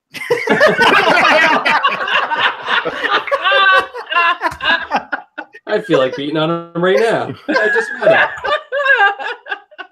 And I was just like, why couldn't I have been on this jury? This sounds awesome. Oh my God. Man, I want to be on that jury. So I go home, and I tell the story to my wife or whatever, and it's in the evening. And then I said, you know what? I wonder how this case turned out, because there's no way this case turned out. It was going to go all day. And so I looked it up, and sure enough, I looked up the case, and he won, was declared not guilty. I knew that he was going to win, because I was like, that guy is playing this room like a violin, and he knew, and he had and I kept saying to myself, he had every. And the teenager looked like shit and acted like shit, and of course, like, you know that, like, everybody in that room saw that teenager and said, man, I want to beat his ass. And I kind of like this guy. Hell, he likes chicken wings. that it was. That the prosecution was like shitting themselves as soon as he made everybody laugh. He did. I mean, I guarantee. As soon as he made everybody laugh, they knew they fucked up. And I was talking to. I actually that night I went and played I ran my D&D 5e game, and one of the players in that he's a defense attorney for a big law here in Richmond, for a big law firm in Richmond, and he said, yeah, that's the first mistake. He goes, if I had to make any recommendation to that prosecutor, was the first mistake he made was to draw a comparison to something in real life. You never tell a story because that's going to play right into the defense's hands. Right. Easy. Right.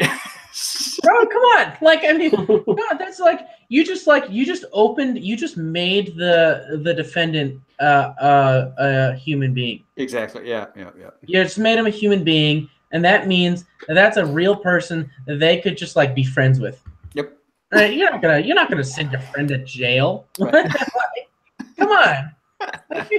It was good, and because I was like, first of all, he's got the a pair of cojones to actually like defend himself, and I was like, yeah, he clearly believes that he was in the right. And when that kid walked in, I said, yep, he had every right in the world to hit that kid.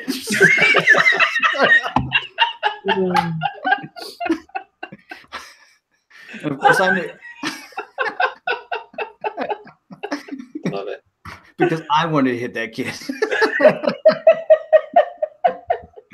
It's like, did you not talk to your parents? Did someone not tell you to like at least like, you know? Why the hell did you go on that guy's property? Right. How big he is. I know, right?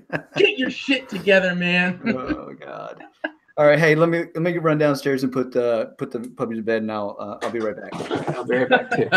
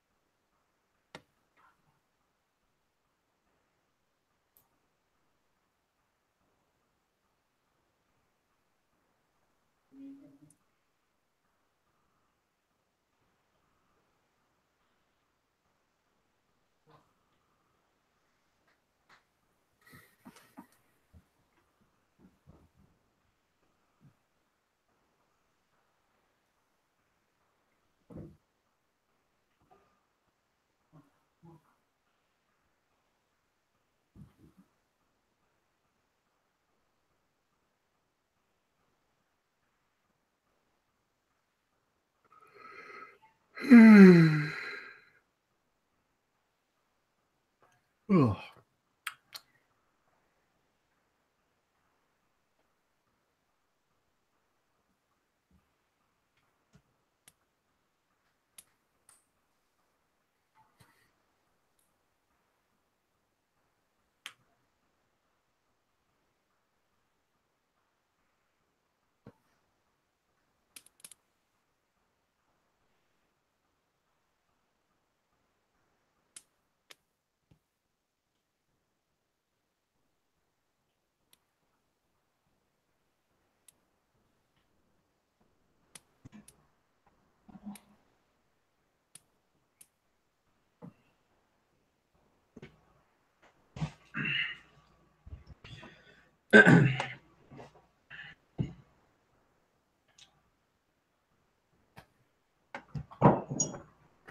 All right, I'm back.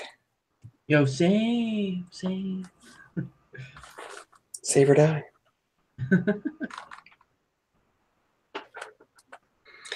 Brett, I had told Tim that I kind of needed like a refocus period this session because I felt like there was stuff going on in the background and things going on that I was missing because I haven't done like any of my write-ups for the last couple of games, and then I missed a sitting. So I think that's where a lot of this discussion came from. Well, I think that's good because I've never done any write-ups, so it's always good to have as much refocusing as possible. Yeah, but at the same time, we couldn't do this every game, or we'd never get anything done. Nope, and I'm totally with you there. Just getting a general like recap, a super high level view, a recap of the campaign so far. Yeah. And what we're sort of seeing, right? Like it's it's that's easy. That's makes it a lot easier if you have that like available. Yeah. I just feel like I've been kind of wondering what's going on, and is there something I'm missing compared to what I think my character's focus is. Yeah, and it was actually good to have that, because I know I've had this conversation before in character. Like what we're doing sounds really fucked up. Like I don't what we're building towards is not good. Yes. It's not good, right? Because it's saying that like we're gonna get this staff, right, and everybody around this staff is gonna be completely and totally under our control, and they're never gonna commit any sin. It's like, stop. Wait a minute. What did you just say? And that's happened a couple times for my character. I think I had this conversation once with Maximilian. Yeah, or Udrin when we were in the manor house that night. Udrin just speaks soft words, and I'm sure just lies. But I'm pretty sure it was like it must have been Maximilian, because I don't think it was Asmir. Because when Asmir was like obsessing over it was when Johann lost all respect for him and stopped seeing him. Right. Yeah. I mean, I don't visit him anymore, right? Right. Because fuck that, no way. But like, it must have been Maximilian. I don't remember what character it was, but somebody basically said, "Yeah, what we're gonna do here is get all these in one place, and then it's gonna allow us to completely control their sins." Their predilection towards sin. Yeah, it probably was Maximilian. That's his witch hunter guys. It must have been, and I don't remember like what the context was where he did that, because it was like pretty like just like right out there, just laid out in front of him. Like, yeah, that's what we're gonna do. We're just gonna control the populace. It's like, you're insane. You're out of your mind. And it was like at that point that I knew it's like, okay, there's no way that I can keep doing things completely under their purview. Right. Like, they can't know everything I'm doing. Like, if they knew everything I'm doing, then like I'd be another one of their slaves. Yeah. You know? Let alone your own party members. Right. Like what and I can't for the life I can't remember what the context was. But I'm pretty sure it was Maximilian who told me everything. Probably. Pretty sure. So, I mean, but you're planning on going after the last stone or two with us, so. Yeah, and they're both supposed to be in the same place. And, gosh, if one of them just got lost, I don't know. He's going to swallow it. Just like ate it. Oh, what a shame. I'm sure nothing bad could come of that.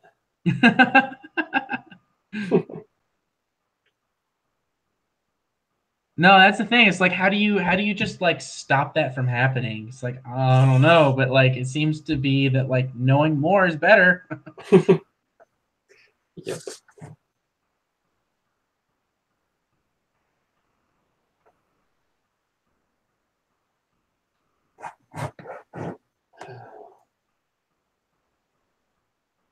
I need to check with Tim, because like I actually cannot remember who exactly it was that I was having that conversation with in character. Well, you're right in that it was likely Maximilian. Yeah, right. I think he's come clean with us a couple times because we had expressed reservations. Yeah, and that's the thing. It's like I don't know if you remember if you remember if you were there when he said that. Like I don't remember. Like I think I was. Yeah, and he just straight said it. And I was like, that's not okay. He said, no, it is okay. Like, it'll be fine. It's like, don't you understand? It's like, You can trust- I'm gonna try not to get killed here. You can trust him. And say, oh yeah, no, you're right. It is fine.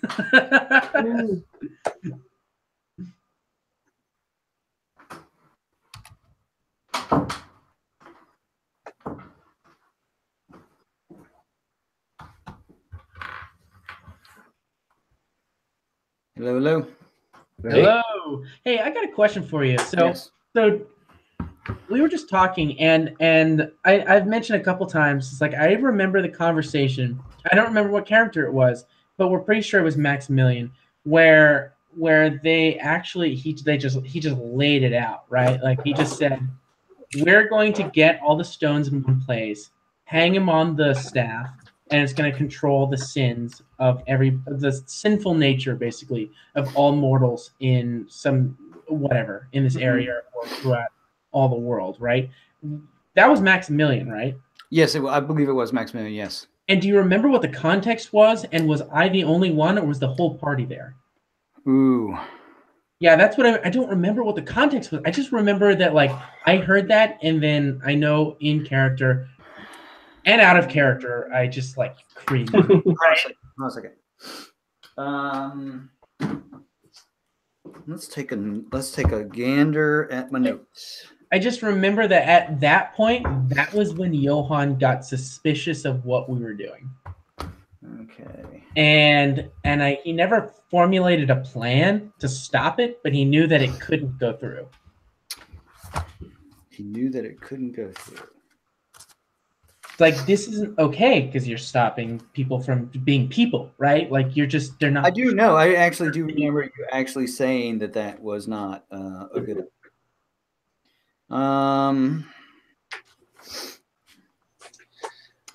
Must have been.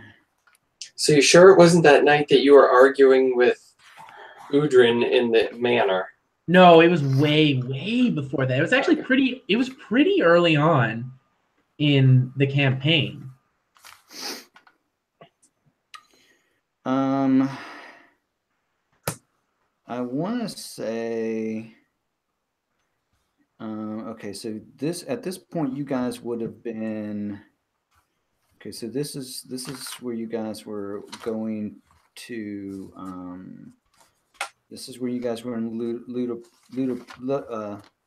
Lauterberg when it had fallen, and then let's see.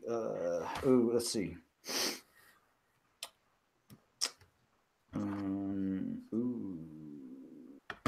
Yeah, you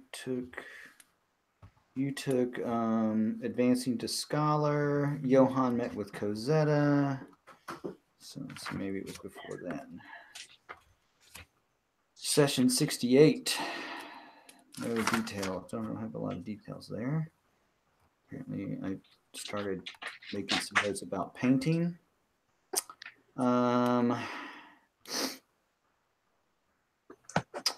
It was really early on in the campaign. It was it was like way, way, way back. I know that it was like really early on because it was like pretty much forever on. It was like I am going to keep everything I do a secret from all of these people. Okay, so for some reason I wrote down. For some reason I wrote down who was each party member versus the Princess Bride. I don't know why I wrote that down.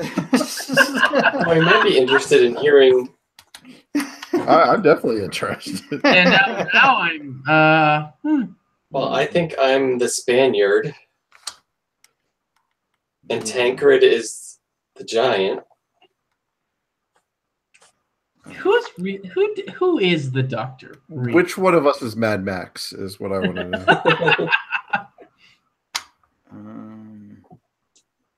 Oh my gosh, was it that far back? You mean Miracle Max? Dude, it was so far back. It was so far back.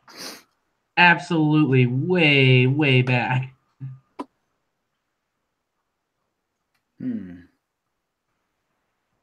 Oh, actually, no. Now I'm into another. I'm into the other campaign. So it couldn't have been that back. Far back. Okay, so yeah, and then it looks like I switched notebooks for some random reason, and then like, why did I switch notebooks? And then we're into session 68. Oh, it must have been right around here. Yeah, because I made notes about.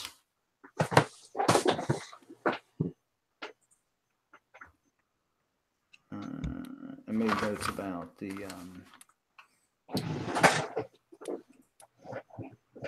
yeah, so you touched the stone, made some notes. Yeah, so yeah, it was way back. You're right. It was way back in like session this one for some reason I don't have the session number on, so, but then it was after that, it was session 68, session probably 70. Because that's when you started making, that's when you touched the stone.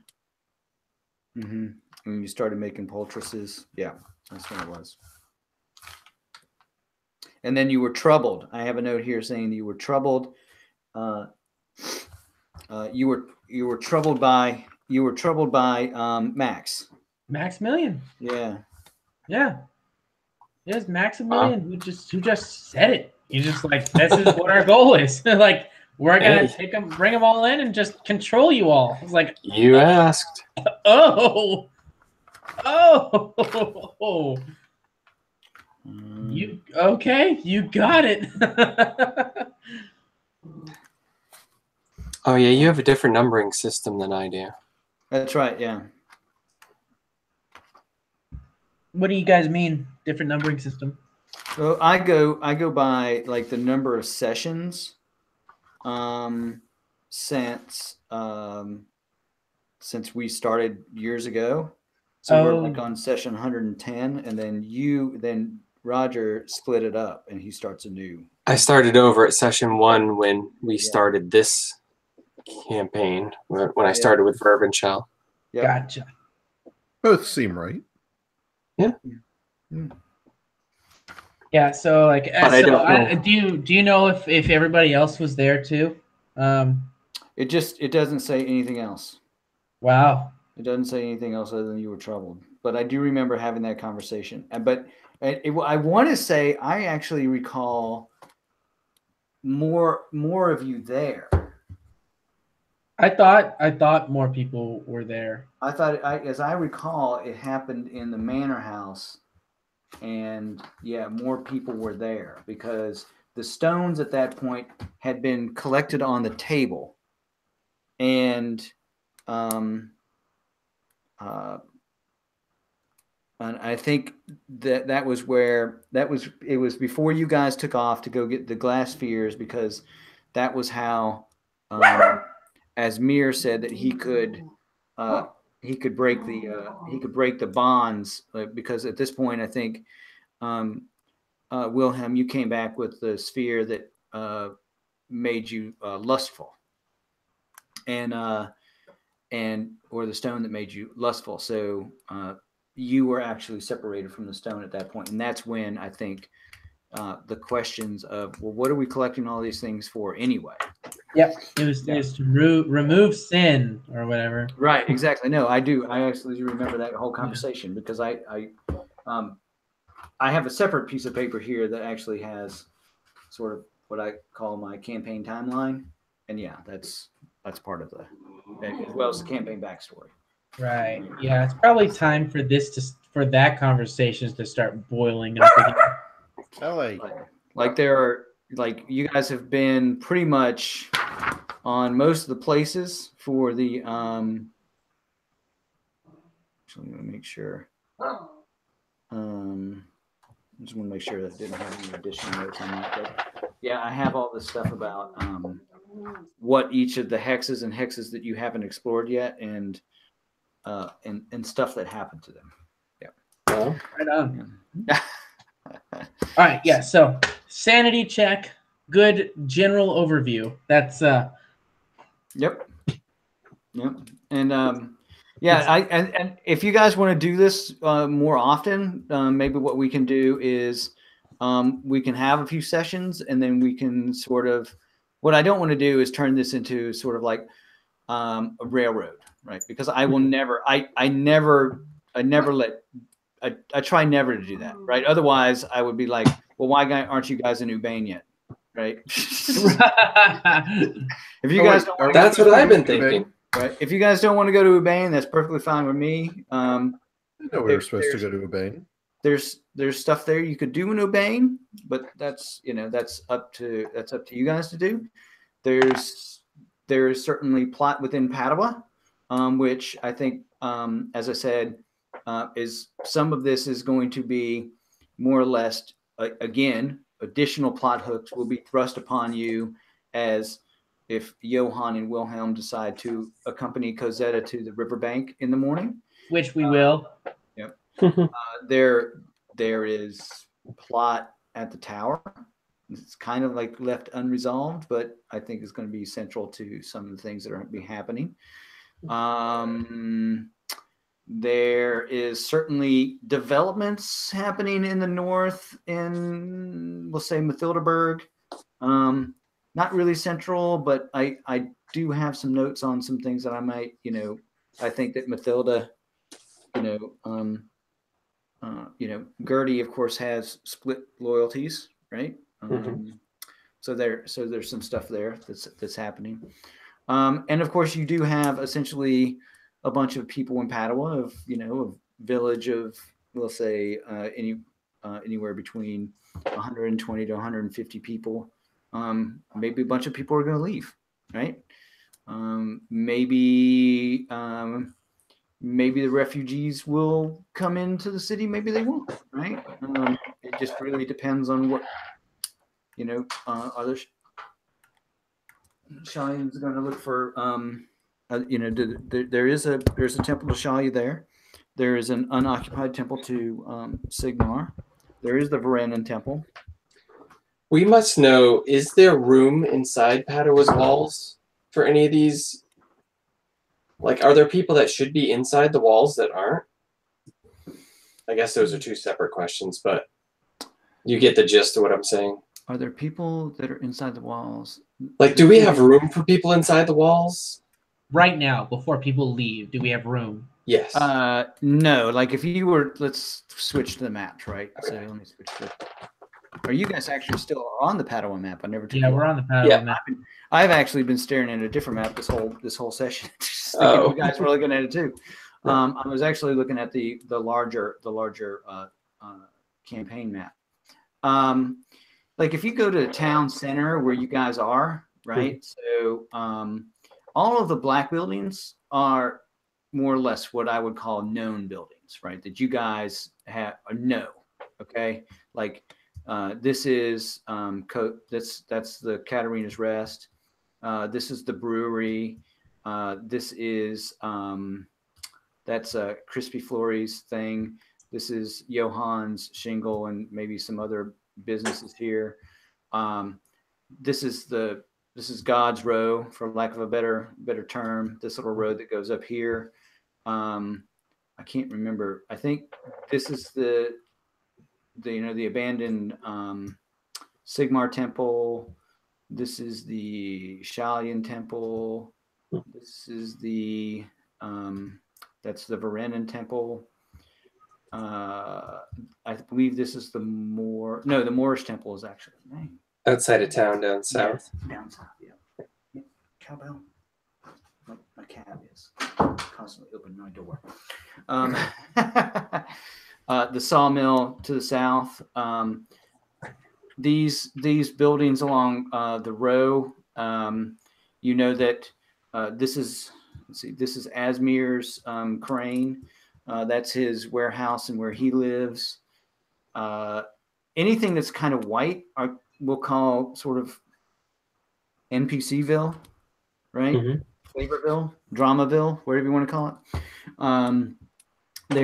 That's where these people are, right? down there on the river, those are kind of your that are also black. Those are your fishermen huts that and as well as when boats come in, those are there's families, and we'll call them, for lack of a better description, shoremen, longshoremen live down there. So they're also kind of plot drama, I guess. These are just boathouses that for the manor. And this is not a tunnel. That is sort of a switchback on the cliff.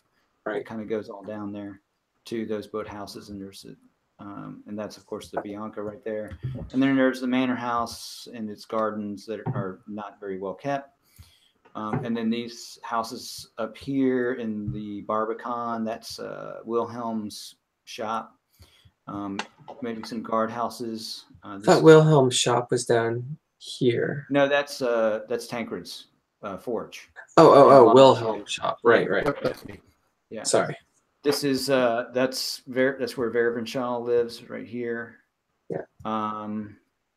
I forgot who the two people are that live in these houses that are just south of you are, but yeah, they're folks that live in those houses, and then all, of course, the ones that are not filled in are essentially your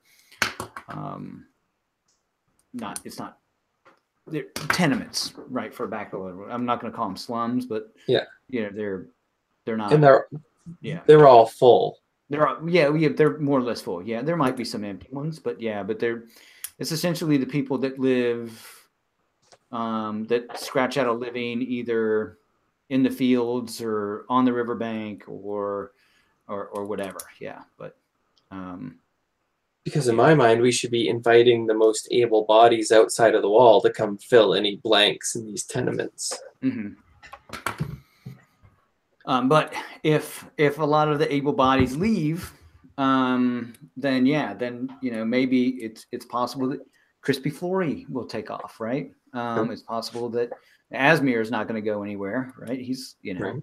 But does the brewer stick around? Does he leave immediately? Does Crispy Flory leave immediately? How are they judging? Well, maybe they don't leave with everybody else, but does the brewer leave after he figures out that all of these people that live in these, these white boxes aren't buying beer anymore because they can't sell it at, and then does it, did you guys ever see the movie? I'm sure all of you have. I actually have it on Blu-ray. I love it. It's one of my favorite movies. Outlaw Josie Wales. No. I've seen it. I wasn't as impressed with it as you were. Yeah, it is. There's this Silver Town that outlaw Josie, Josie Wales and his Indian friend, his two Indian friends, and he picks up some stragglers on the way.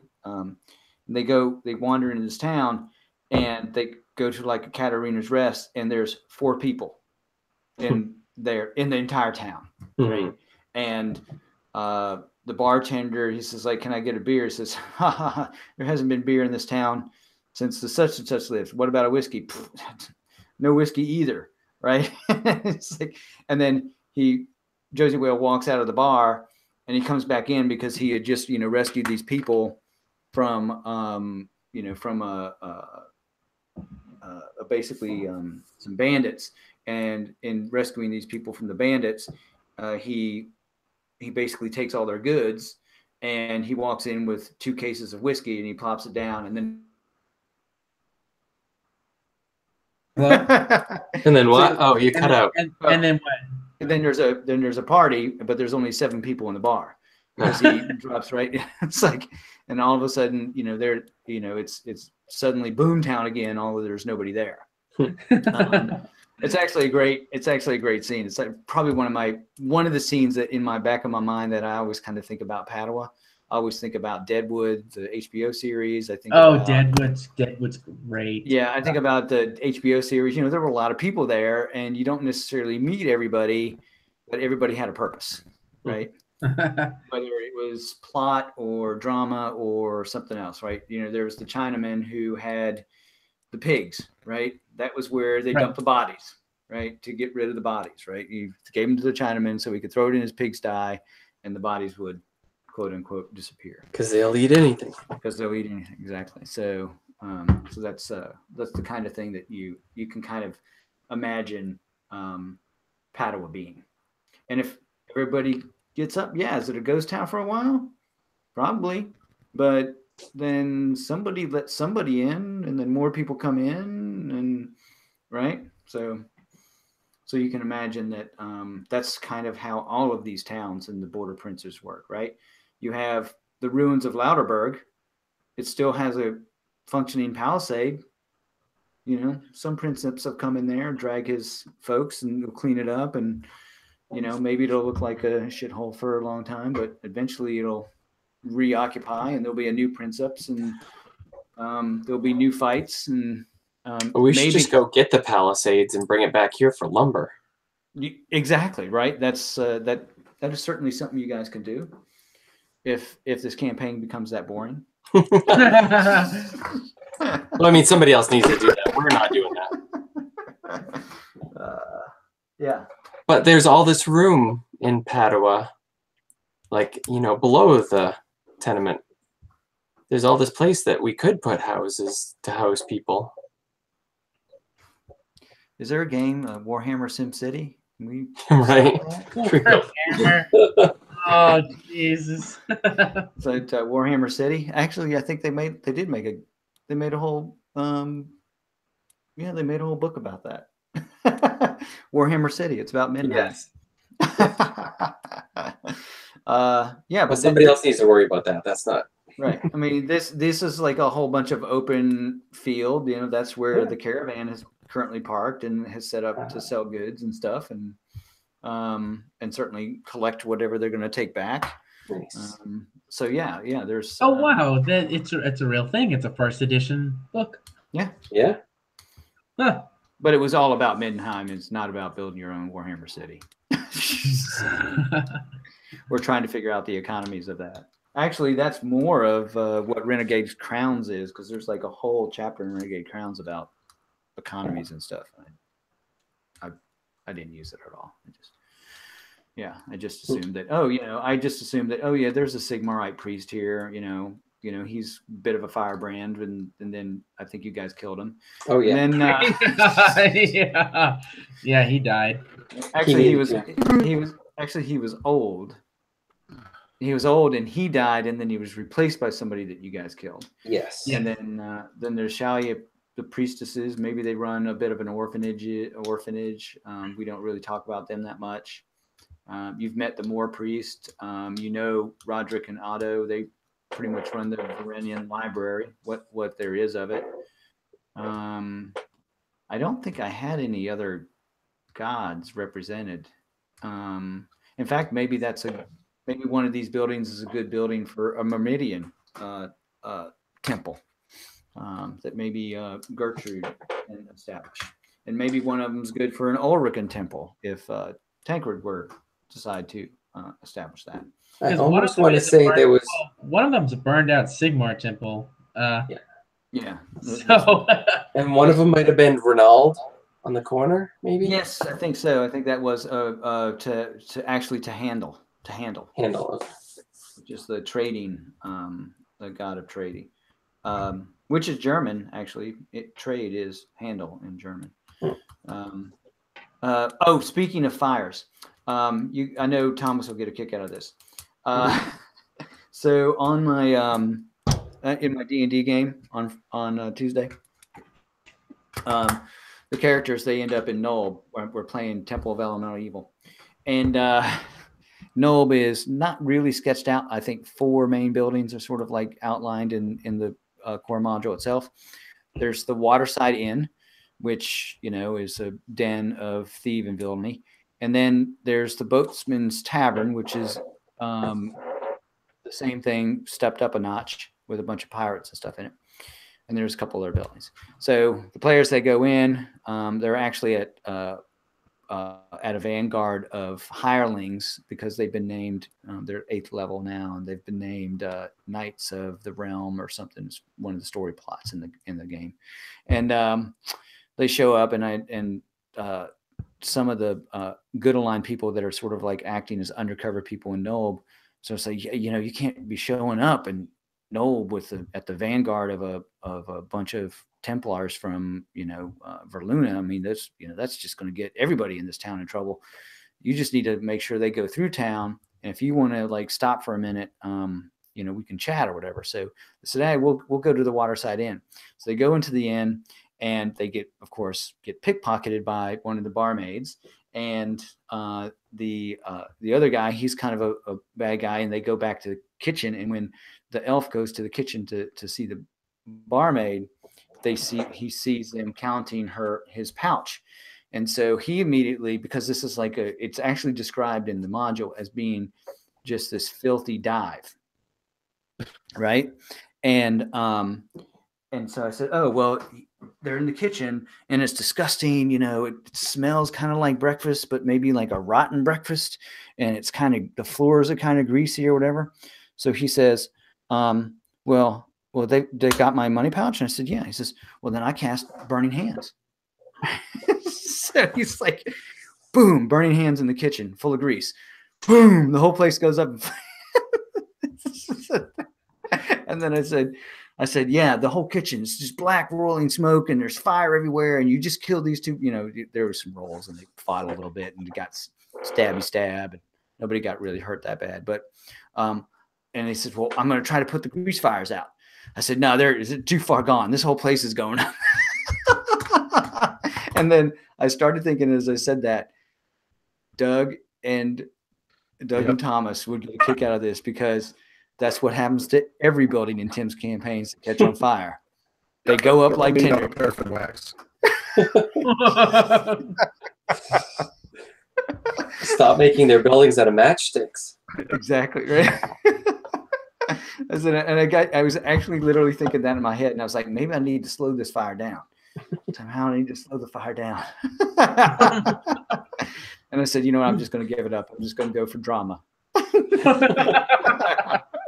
And so they went out back, and then I had like the owner of the bar. He's still up the stairs, and he's throwing stuff out of his office window. And according to the book, he's got like a +1 shield and a +1 sword and +1 chainmail, and he's got a iron chest full of all kinds of gold and stuff. And he happens to be a swashbuckler, so he throws all this stuff out, and then throws a rope out, and then swings out and lands next to his stuff and starts hauling it away as they're trying to talk to him. And he's like, I don't got nothing to talk to you guys about. I got to get out of here before this whole place goes up and the people blame me for burning it down. And they all go, oh, well, if that's the case and nobody thinks we burned it down, we'll go too. So yeah, I had a little bit of fun with that. It was good. All right. Anything else you guys want to resolve? I don't know. I mean, it's been a fun. Are you? So not for like the night, I guess. I mean, we should probably let the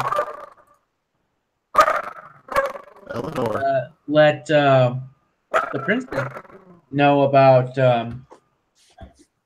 what we discussed, right? With regards to the population. I mean, if they want to worry about it, we let them worry about it. Yeah. Well, the prince should know if he doesn't already. This is actually something that the five of you actually, with some consideration, think that that they probably do know. If they don't know directly, you're pretty certain that at some point you saw Ludo Lutz and Mankini and the other guy, Black Tom, not Black Tom, he wasn't down there, but you're pretty sure you saw them in the bar at some point. And if they went back to the manor house, then absolutely. Somebody up in the manor house knows. Oh. And if you have any suspicion about what Udrin might be capable of, he probably has eyes and ears on on all of the entire town. Oh. Right. I can't remember all of the magic that. I know he was a shadow guy. So he has Shroud of Invisibility and Eye of the Beholder. Those are mostly illusion stuff. And then he was also a practicer of Heish, which is light. Lots of things like Eyes of Truth, Inspiration, which I think allows him to Wisdom, illuminate the evidence. You can interior spaces. There's something in one of these things that he can do that allows him to like see stuff from the distance. I don't know which one it was, but he could practice a number of. By the end of that campaign, I think he was able to practice a number of. What was that campaign called, guys? I have a. Let me just look it up on the wiki. Let's see. Moore's Leap Shadows, and then PCs, player characters, Udrin,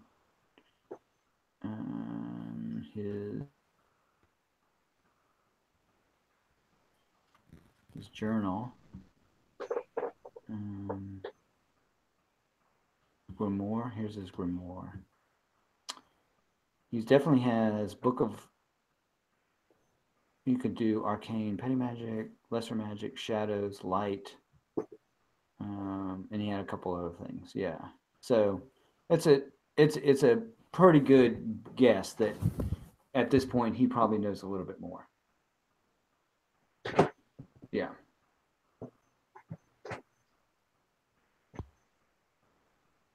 And you certainly, actually, Johan, you certainly get the impression, having had an audience just in the last several hours, if rather brief,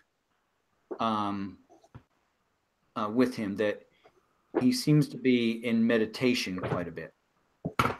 You're talking about Udrin, right? Yeah, I'm talking about Udrin.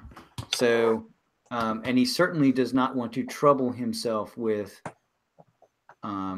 things such as specters.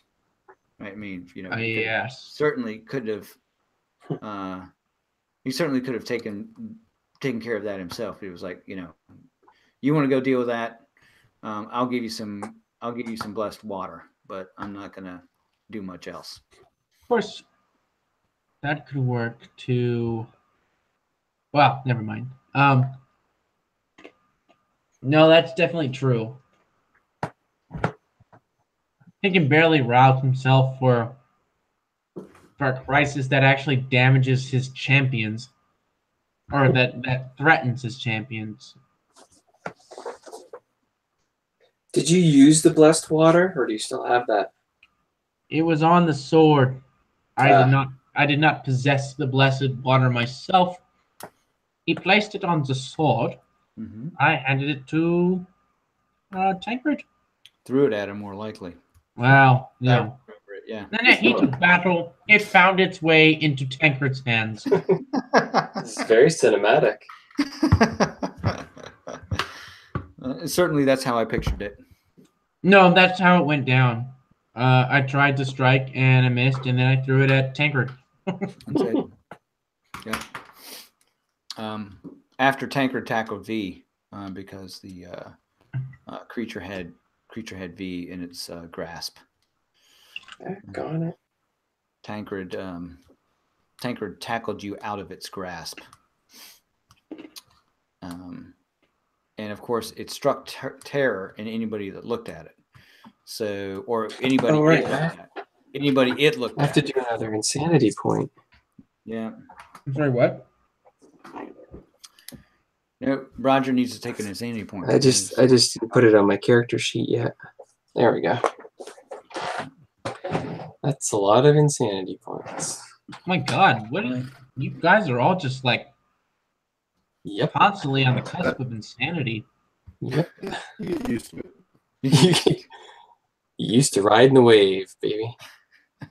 What do I even have? I don't remember what I have. I think I have 2 insanity points. No, I have 4. Ha ha ha. No, I'm 2 away from insanity. Oh, good. I've only got 5 listed on the wiki, but I must have like 9 because I'm back up to 4 again. Yeah, you spent 6, right? Right. Yeah. And now I'm back up to 4. I could have sworn that I was technically the most sane of the group. You are. Probably are. Yeah. Because I think to even Tankard's closer to insanity than I am. You. Puppers. Whoa, look, Puppers. Puppers is loud. Yeah, what's Pupper upset about? Probably than ever. Oh, God. So ever since Super Bowl night, when the Eagles won, my neighbor across the street started banging together her metal, whatever they are, clangers, just all they do is make a loud sound, and ran up and down the street screaming her head off. That's obnoxious. She was a little excited, you Patriots fan. Not me. Grown-ass adult that's doing this? Yeah, she needed it. She really needed it. She had a really bad 2017. She had some joy. So she's running up and down barefoot, just tears of joy, screaming, and traumatized poor Ellie. So anytime they enter the house or drive away, she freaks out at that house right now. Oh my gosh. Wow. It's so bad for her. That is you see that sometimes in dogs that just totally messes them up. Right now, our cat essentially terrorizes our dog constantly. Like to the point for fun. Yeah, to the point of sitting in the middle of the stairs because she knows that Toffee won't go downstairs with her sitting. Her pet's jerk sometimes. I know, right? And it stares at her, right? It's just, come on, bring it. Come at me, bro. Yeah, right. All right. So, do you guys want to leave it here with having the plot wagon? And since I did something smart this time, I recorded it. And I can certainly put some of this together in a summary in session 111 so that Doug can kind of see what is happening. And maybe Doug will actually sort of provide some motivation regarding the Taggart news that V can act on. Some actionable data here. Yeah, and then Wilhelm and Johann. I can start off with some play-by-post about the riverfront in the morning. If both of you are going to go, in fact, maybe that's what we'll do. Is we can just wrap up with this idea that Cosetta. We do it. So we just assume. Do we assume in character? Do we assume that like that was part of what you told us? That like we just assumed that the news got back to the Princeps that this exodus is happening. Yeah, I think it's safe to say that he is probably aware of it. And the simple fact of the matter is that if you guys go up there, it is, we'll say 1, 2 o'clock in the morning. Cosetta is going to basically kick you out anyway at this point, and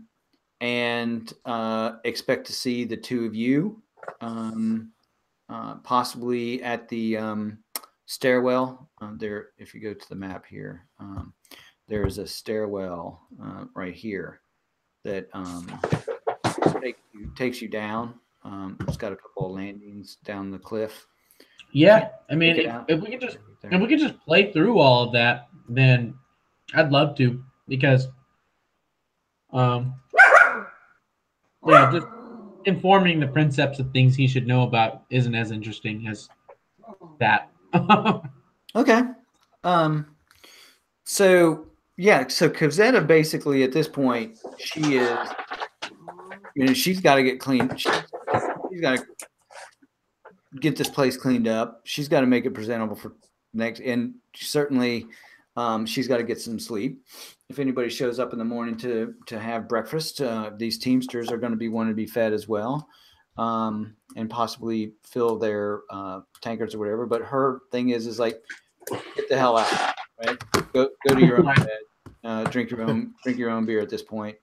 But she's going to want to be rested, and if she's going to meet you guys first thing in the morning on the riverbanks, then she's going to want to she's want to get some rest as well. Right. So we'll say that a lot of you go to your respective domiciles. V, is there any specific thing that you are going to do, or? No, I think it's late enough that you can just go to bed. I think we've given up on the idea of this beheaded scapegoat for the town folk in the morrow. This is a good thing. Yeah. But it would have been fun, It would have been a lot of fun. Yeah. Johan totally could have sold it. Sold it. Yep. I'm sure. Yep. I bet he could have. It would have been amazing. They would have loved us forever and ever. Or been traumatized forever. Oh, what? Yeah. Traumatized. Ever. Whatever. Guts. A black cat in the alleyway traumatizes them, okay? Okay. Just writing some notes here. So in the Don, Johan, you Wilhelm and Johan, you actually probably don't get a lot of sleep. You're tossing and turning. You're thinking about some of the things. Not only did Cosetta say, but some of the things you learned. Of course, dawn has barely, the sun has barely risen, and it's just starting to turn gray. And there are some cocks that are crowing elsewhere, and you can hear some barks, and you get up. It's chilly. You pull your trousers on. Maybe you pull something a little warm over yourselves. And because, it is, you open your doors, and it is actually quite cold, and you can tell that there are gray, heavy gray clouds in the sky already. For lack of a better description, you can, and I this is something I always say in real life, is you can kind of smell snow on the air. And you kind of look up towards the dim knoll of where the manor house is, and it's just kind of dark in the early morning hours, and maybe there's just this hint of gray light getting ready to strike its stone facade. And Wilhelm, you see Johann sort of standing there as you sort of walk down the street, and both of you begin walking towards the river, taking a circuitous route around the rest, and then through the quiet ramshackle tenements behind that, and soon you're beside the large warehouses that, aside from Asmir's, you've never really don't know what's in them. Something must be stored there. People must keep things of importance, possibly, but it never dawns on you to think about it outside of that. You need to get down the rickety old steps that go down the 50-foot wall of sheer wall cliff of the back down to the river. You get down there, and it's a little chillier there, but you've also noticed that just in the short time as you've sort of walked down the stairs, you look to the north, and you can see this white fog and sort of rising and crossing over the river, and you can see standing in a wrapped tightly not over. She's overweight, but she's not like obesely overweight, but she's definitely got that sort of like innkeeper's wife sort of shape, and she's got a cloak around her, and she's standing at the end of this pier, and she seems to be waving some sort of incense around. V, by the way, what are you doing at this point in the morning? Oh, I'm still sleeping. Okay, cool. So you walk across the sandy stone sort of coarse sand of the river, and you walk out onto this rickety pier, and you can smell the incense. And she says to both of you, sometimes the hedge is strongest as the day renews itself, and the man's-leib begins to rise to give us a sense of purpose to accomplish these things in the morning. And she holds this censer that she's been sort of waving around. You can spell it smice, and she holds it out to both of you. What do you do? I'm sorry, she does what now? With this censer, this incense censer, like a little, not one that she swings like a priest would, but it's essentially a pot full of burning incense, and it smells acrid. It smells like, acrid and but spicy at the same time. And she holds it out to you, Johann, to possibly to and then she looks at you and she says, breathe deeply. She says, breathe deeply. Yeah, I do so. And then she holds it to you, Wilhelm. Breathe deeply. I breathe too? Yeah, okay. All right, so give both of you give me a +10 willpower roll. All right. That sounds like a challenge. 35. Yep, I can fail that one too.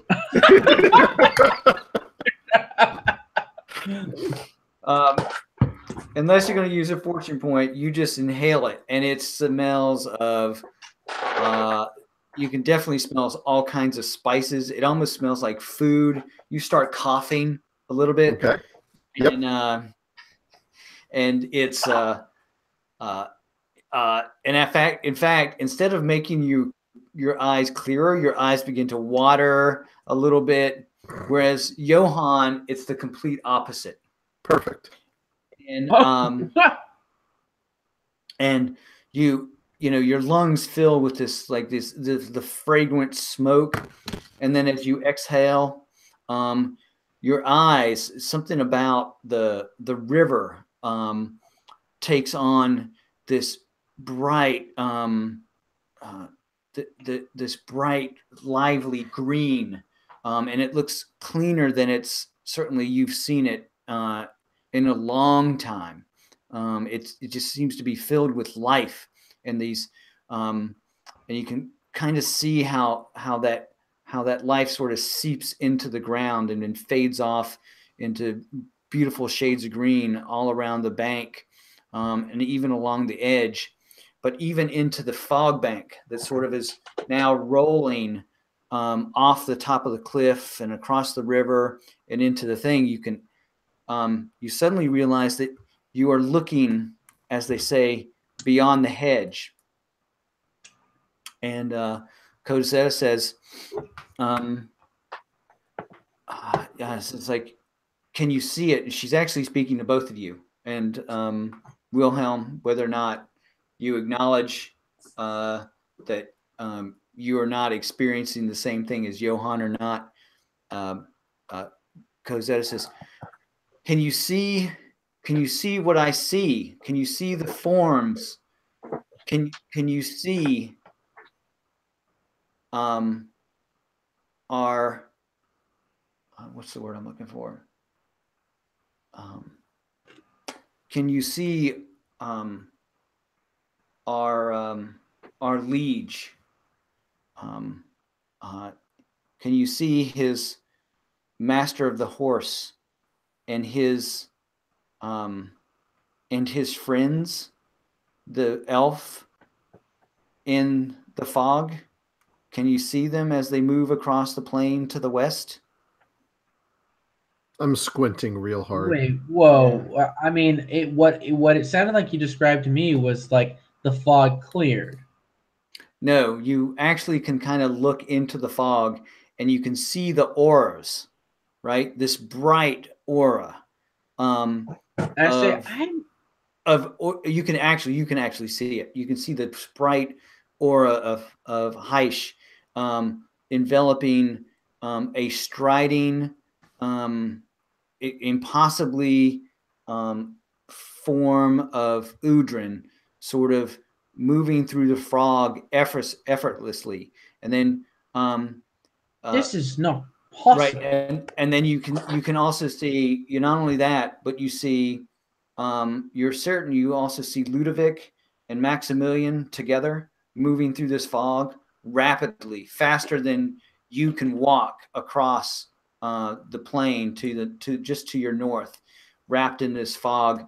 But you also see sort of the emptiness of what is the tallest of, the tall 10-foot Taggart, the ogre, also in those forms into the fog. And then Cosetta says, this is what I am speaking of. This is what the hedge, looking beyond the hedge, allows you to do, to be able to concentrate and see what I saw in my tea leaves just yesterday morning, that are Princeps and his friends would not be here, and that it is almost ordained, that it has almost been written by forces more powerful than us, that Padua is in eclipse, and if those that wish to leave, let them leave. But eclipses, and the what is it? Not Mansleep. The sun is only eclipsed for a short time by Mansleep, and it does. It will return, and so will Padua. I must ask you though. So they were moving, right, out of character. Yep. It looked like they were. They are moving across. They are moving across the plain, enveloped in this fog, moving faster than you might see horses. So horses move. I have not heard anything of their movements. Where are they going? What lies in the west? You have journeyed west. Something lies in the west that the elf and our lieges have been seeking? What lies in the God. west? That's a good question. I don't remember. It's the tower. The tower? Right? The tower lies in the west. Yes, the tower. Yeah. From a purely meta standpoint, let's take a look real quick. Yeah, that's what I just need. I just need a map. Yeah, I'm switching that over. From a purely meta standpoint, right? We're way down here. That mountain. Yeah. Oh wait, no, that's those stink pits are where we found the beastmen. Yep. But also but in the southwest, yeah, there's a tower. Well, I mean, I'm speaking generally in Yeah. In sweeping. Yeah. Yeah. Okay. Cool. In sweeping senses. Yeah. And how do they move as fast as they do? What do they ride? No horse could move as fast as they do. She says, the elves are very powerful magicians, as you might surmise. The specific powers that the elves are called upon to move this fast, I cannot speak. I cannot speak to those. But they are harnessing the very same magics that we know intuitively through the hedge. They harness in a different way through the winds, as they like to say. Whereas you can see the beauty of this river through the hedge, as I do. They also see it, but they may see it in a completely different way.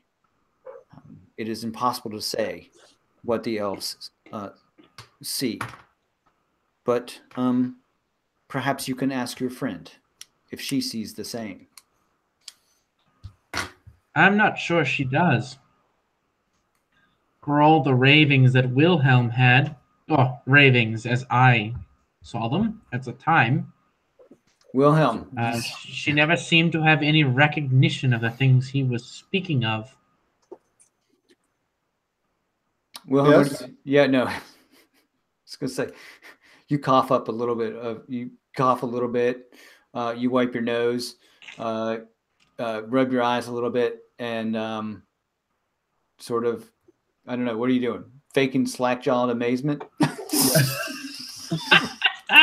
Yes, I'm totally faking it. I can almost see the tower that they're headed towards.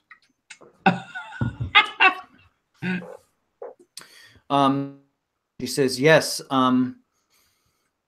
it is some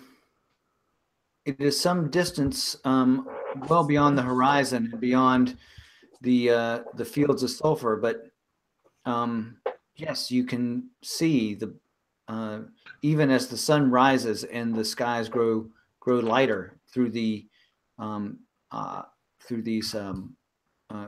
storm clouds that will bring frozen water upon these grounds and preserve life till spring. You can see the darkness that remains on the horizon throughout the day when you peek through the hedge. Something dark lies in the west, and possibly in the tower.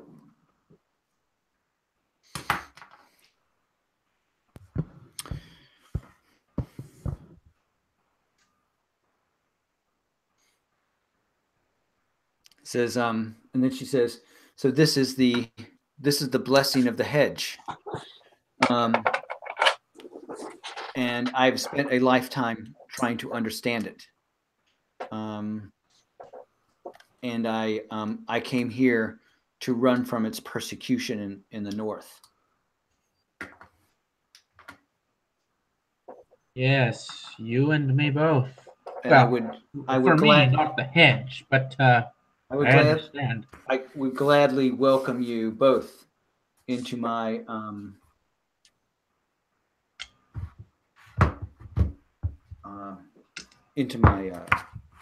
do they call it a wise? What do they call it? Yeah, they call it a wise. Yeah, into my wise. A couple of wise guys, eh? Mm-hmm.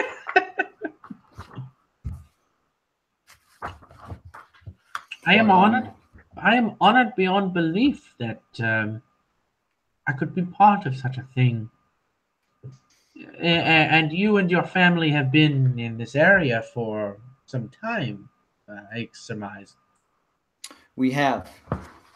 Know that you, should you choose to join me, you will be branded a witch.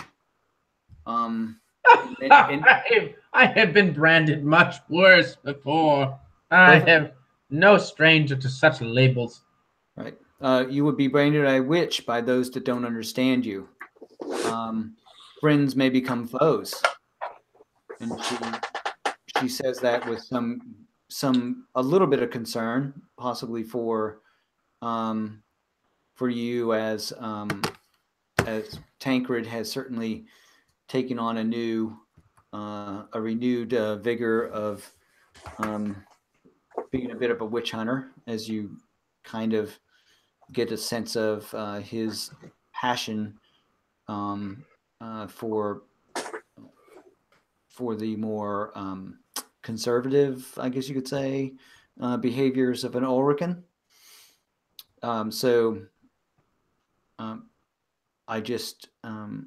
I say in caution, practice and ask with deference anything of me as your hedgewise.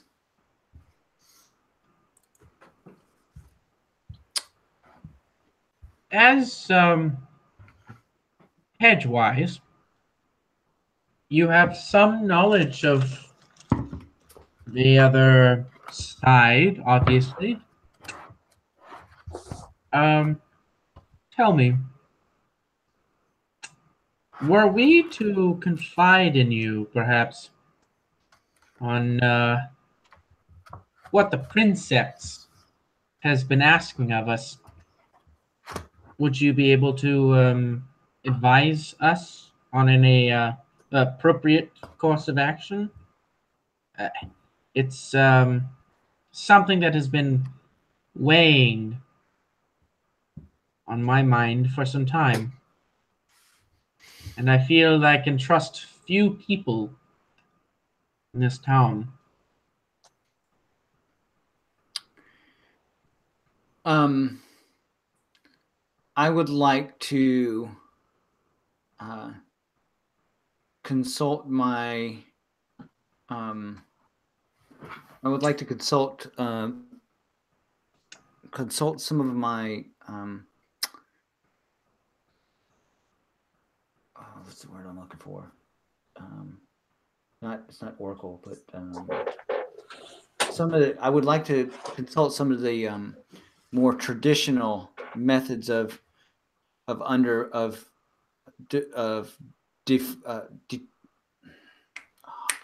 why is my brain failing me all of a sudden? Portents. Some of my more traditional portents to see into the future, what lies for you and your friends. Padua, I am not worried about. It is not precisely Padua that I am worried about either. But let us return to the rest, and I may be able to show you both yet another secret of the hedge as you become my apprentices. These are talents that that all hedge folk should know. And with that, she pulls her cloak around her, blinks a couple times, and begins walking back towards the cliff face, expecting you to follow. And I think that's where we will leave off. And then, Vervenshaw, you hear the cock crow, and you rouse yourself from whatever meditation you were in as an elf, sleep or otherwise. Cool. Elves don't sleep. That's racist. They just deep meditation. Yes, there are many things to think on. Hopefully, it wasn't too many, but I thought it was a good session. I thought it was good to have those open conversations about past characters and what GMs may or may not be doing with them. A catch-up session is always good. Yeah. After you go for a little while. Yeah. Yeah. Always, as always, reach out to me. Every single person who has been playing this game has missed within the last like 5 or 6 months. They've probably missed like 2 or 3 sessions. Yeah, we've all been pretty crazy busy. I'm looking forward to being able to settle back into another a good routine. So let's reach out to me on. I'm not really doing experience right now because you guys got so much. Yeah. That's okay. So I kind of feel like probably go through like 1 or 2 careers as a. I thought it would be good for us to kind of like develop the characters a little bit and maybe just use this as like some good role playing. And then you guys can use up some of your experience. And if you want to use it like cash or something like that, let me know. Also don't be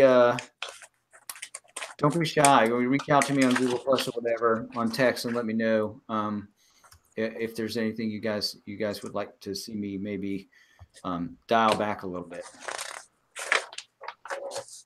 on Udrin or Tegert or Maximilian or Ludovic. Although I don't know. I think I got a pretty good story here. And as we're sort of moving into the twilight of this campaign, I'd like to be able to see how you guys feel about it all at the very end. It's interesting. It's interesting knowing that end is kind of in sight, yet still a ways away. Yep. Yeah. Also, I don't know. I mean, it's like now the time is coming to like make decisions that are like. It's weird because I can feel it coming up now. That I don't know if the group's gonna stay together. This is, I guess, one way to put it. I mean, How can they? Right? I mean, considering how vastly different our motivations are here entering the last chapter.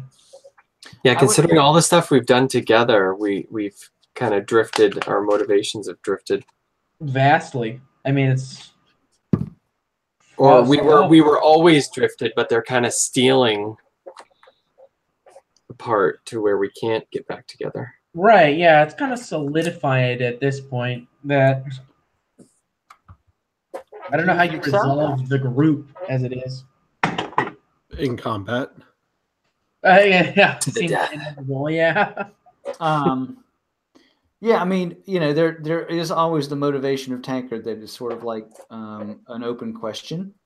But I think that Tankard also has a significant amount of there is certainly a loyalty that he has, but I don't know. I mean, I'm not going to speak for Doug on that.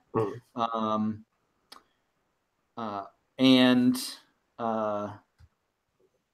yeah, I'm gonna be interested. I definitely want to put some additional play-by-post in here because I would like to resolve the Cosetta thing a little bit, because I knew what I'm not gonna say I railroaded you into this, but I did want to get you guys out on the dock so that you guys could see the four of them taking Udrin's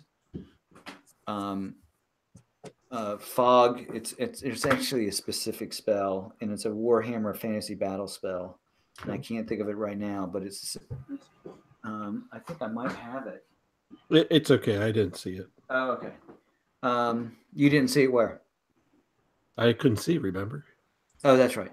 But basically, it allows elves to move great distances very fast. That's how Udrin got he and Tancred there. But you know, there's actually, I just now saw a note that I made and I forgot to mention it to you. As you guys are walking back, you smell something, and you realize that it's wood burning. And as you look north, you can see smoke starting to billow up from the Bianca. No. Not again. What? So I think that's what I'll leave it at. Well, now I'm mad at Did you.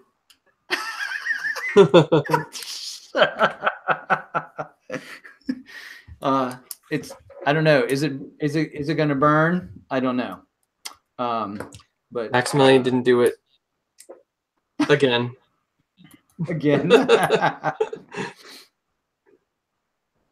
But there is clearly something is afoot.